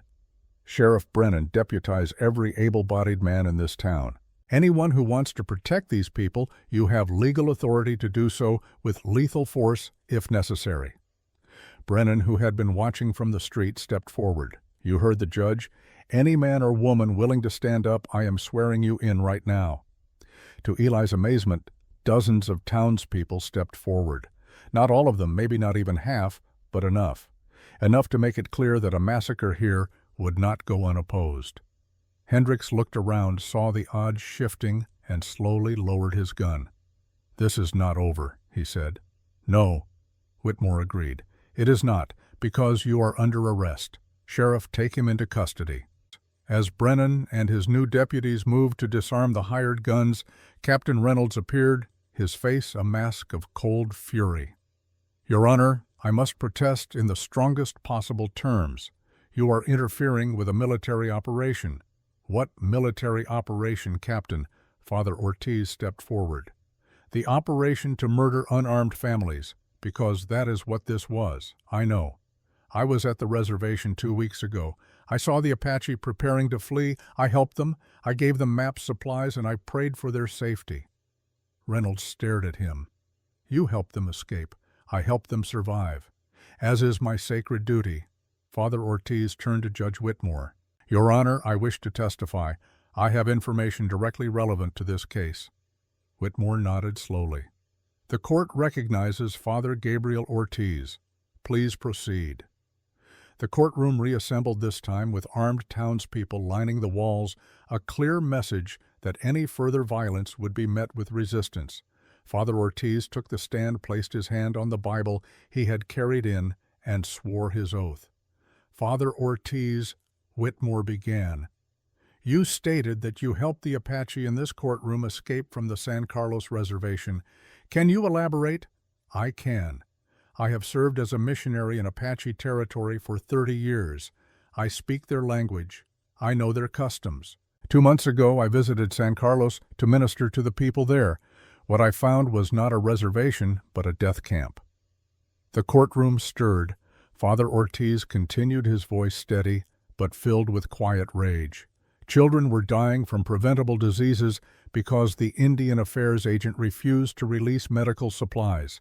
Food rations were being sold to local ranchers for profit, leaving the Apache with half of what they were promised by treaty. Water sources were contaminated, and when I reported this to the agent, he told me that Apache deaths were an acceptable cost of relocation. "Do you have proof of these allegations?" "I have letters, receipts, and testimonies from 3 other missionaries who witnessed the same conditions. I also have this." He pulled out a ledger from within his robes. "This is a copy of the agent's financial records, which I obtained from a clerk with a conscience. It shows systematic theft of supplies intended for the Apache, with profits being shared between the agent and certain territorial officials." Whitmore took the ledger, examined it, and his face hardened. "This implicates the territorial governor's office." "It does. Which is why I chose to help these people escape rather than report through official channels. I knew my reports would be buried." Father Ortiz looked at Ayasha. "When they came to me in the night, starving and desperate, I gave them what I could, and I told them to run, to find a place where they might have a chance at justice. I told them to find you, Judge Whitmore, because I knew you to be a man of integrity." Whitmore was quiet for a long moment. Then he said, "Father Ortiz, your testimony creates a significant problem. If what you say is true, and I have no reason to doubt you, then the persecution of these people goes far beyond Clayton Voss. It implicates the territorial administration itself." "That is correct. Which means this is no longer a simple asylum case. This is potentially a criminal conspiracy involving multiple territorial officials." "Also correct." Whitmore rubbed his face suddenly, looking every one of his 65 years. "I need to consult with colleagues. Father Ortiz, thank you for your courage in coming forward. This court is in recess until tomorrow morning." That night, Eli sat on the courthouse steps watching the stars emerge. The building was now guarded by deputized townspeople, a rotating watch that ensured no surprise attacks. Inside, the Apache slept fitfully, children curled against mothers, warriors taking turns on watch. Ayesha emerged from the building and sat beside him. For a while, neither spoke. "Father Ortiz saved us today," she said finally. "He bought us time. But time for what? Even if Whitmore rules in your favor, Voss and the governor will not just accept it. They have too much invested." "So what happens now?" Eli thought about the question. What did happen now? They had won a battle, maybe, but the war was far from over. "We make them too expensive to kill," he said. That is what today was about. Every person who witnessed Voss's confession, every journalist who writes about this, every priest who testifies, they all make it harder to just make you disappear. We make your story so public, so widespread, that silencing you becomes politically impossible. You think that will work? I think it is our only chance. Ayesha looked at him, her face soft in the starlight. "Eli Carver, when this is over, when my people are safe, what will you do? I have not thought that far ahead. Think about it now." He met her eyes. "I suppose I will go back to Copper Ridge, back to the forge, try to be a better man than I was, alone." The question hung between them, weighted with possibility. Eli's heart hammered. "I do not know. Why do you ask? Because when I look at you, I do not see the soldier who killed my people. I see the man who risked everything to save them. I see someone who carries his guilt like armor, but still has room in his heart for hope." She paused. "I see someone I could spend my life with if he would have me." Eli's breath caught. "Ayesha, I am a broken man. My hands shake. I have nightmares. I carry enough ghosts to haunt a graveyard." "So do I," she said simply. "Maybe broken people are the only ones who can understand each other. Your people would never accept. My people will accept what I choose. And I choose you, Eli Carver, if you will have me." He looked at this woman, this giant among her people, this warrior who had every reason to hate him, but chose mercy instead. He thought about the cabin he could build somewhere on the border between worlds. He thought about mornings waking up to her beside him, about teaching children, both Apache and white, that there was another way to live. "Yes," he said. "Yes, I will have you." She smiled, and it transformed her face, made her look young and unburdened. Then she leaned in and kissed him, gentle, despite her strength, and Eli felt something he had not felt in 5 years: peace.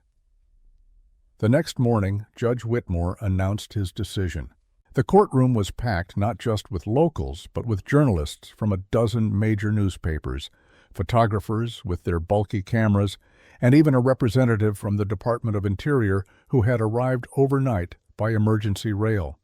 After reviewing all testimony and evidence, Whitmore began, "I find that the Apache people currently under my protection have legitimate grounds for asylum.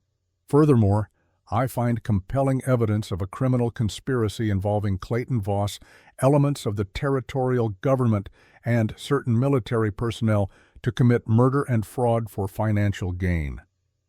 The courtroom erupted. Whitmore hammered his gavel. "I am therefore issuing the following orders. First, Clayton Voss is to be held without bail pending a full criminal investigation. Second, I am requesting that the Department of Interior conduct an immediate audit of the San Carlos Reservation and the Territorial Land Office. Third, the Apache families under my protection are granted provisional asylum pending resolution of their land claims through proper legal channels." Voss lunged to his feet. "You cannot do this. I have friends in Washington. You have nothing, Mr. Voss, except a very good chance of spending the rest of your life in prison." Whitmore's gaze shifted to Captain Reynolds. "Captain, I am also recommending that the Army conduct an investigation into the events at Black Canyon and any other engagements where civilian casualties were misreported. You are dismissed from this courtroom and ordered to report to your commanding officer immediately." Reynolds saluted stiffly, his face ashen, and walked out. As the courtroom emptied, Eli felt a hand on his shoulder. He turned to see Sheriff Brennan, a slight smile on his weathered face. "You did it," Brennan said. I did not think you could, but you did. We did it, Eli corrected. All of us. What now? Now. Eli looked at Ayesha, who was surrounded by her people, all of them crying with relief and joy. Now we figure out how to live. In the weeks that followed the trial, justice moved slowly but surely. Captain Reynolds was court-martialed for falsifying reports. He was dishonorably discharged and sentenced to 5 years in military prison. Jack Hendricks and his men were tried for attempted murder. Most received 10 to 20 years. Hendricks himself got life without parole.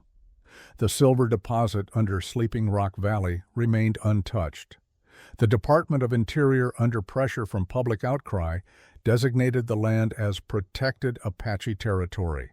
Mining was forbidden. Voss's empire crumbled. His wife divorced him. His business partners abandoned him. He would die in prison 7 years later, a forgotten man. But that was all still to come. For now, 1 year later. The cabin sat on a ridge overlooking the valley, positioned precisely on the boundary between Sleeping Rock Apache land and the territory open to settlement. It was built half in the Apache style and half in the white settler style, a physical representation of the two worlds it bridged. Eli stood on the porch, watching the sun set over the mountains, his hands steady as they gripped a cup of coffee. Beside him, Ayesha sat in a rocking chair he had built for her hands resting on her swollen belly. 8 months pregnant, she was even more magnificent than before, carrying their child with the same fierce grace she brought to everything. "Do you think it will be tall like me or short like you?" she asked the teasing gentle. "I am hoping for somewhere in between," Eli replied. "Tall enough to reach high shelves, but short enough to fit through doorways without ducking." She laughed, and the sound made his heart full. In the valley below, smoke rose from the Apache camp.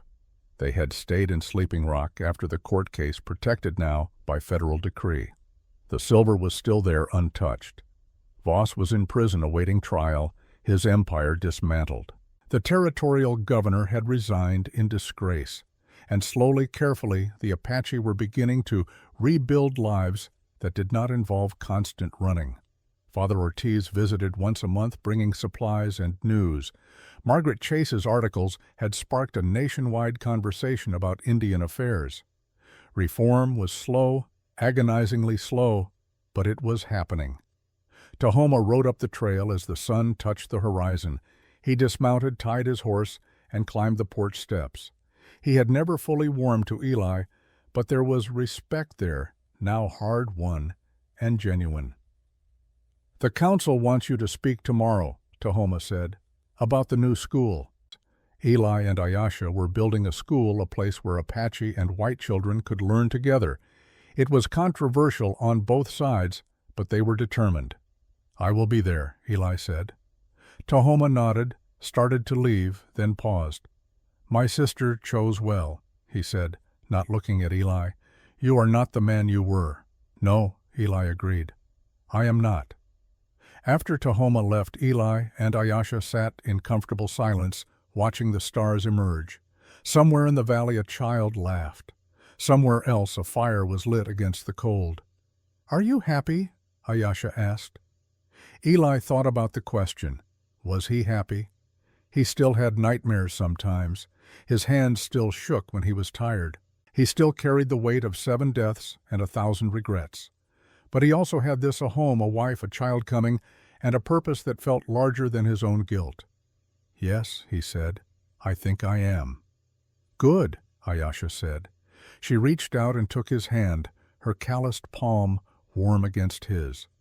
"Because this is only the beginning. Our child will be born into a world we are building together, a world where Apache and white can look at each other and see possibility instead of threat. It will not be easy, but nothing worth doing ever is." Eli squeezed her hand. "No, it is not." They sat together as night fell, two people from different worlds who had found a way to build a third world, one that belonged to both and neither. Below them, the valley lights flickered like earthbound stars, each one a small victory against the darkness. And in the distance, soft on the wind, came the sound of drums from the Apache camp mixing with a fiddle from a settler's cabin, the two rhythms finding harmony where before there had been only silence and gunfire. The future was uncertain, threats remained, old hatreds died hard. But on this porch in this moment, with Ayesha beside him and their child moving in her womb, Eli Carver allowed himself to believe that maybe, just maybe, redemption was not about erasing the past. It was about having the courage to build something better in the present. And as the first star appeared in the darkening sky, he made a silent promise to his unborn child. You will know both your mother's stories and your father's. You will walk in two worlds with pride.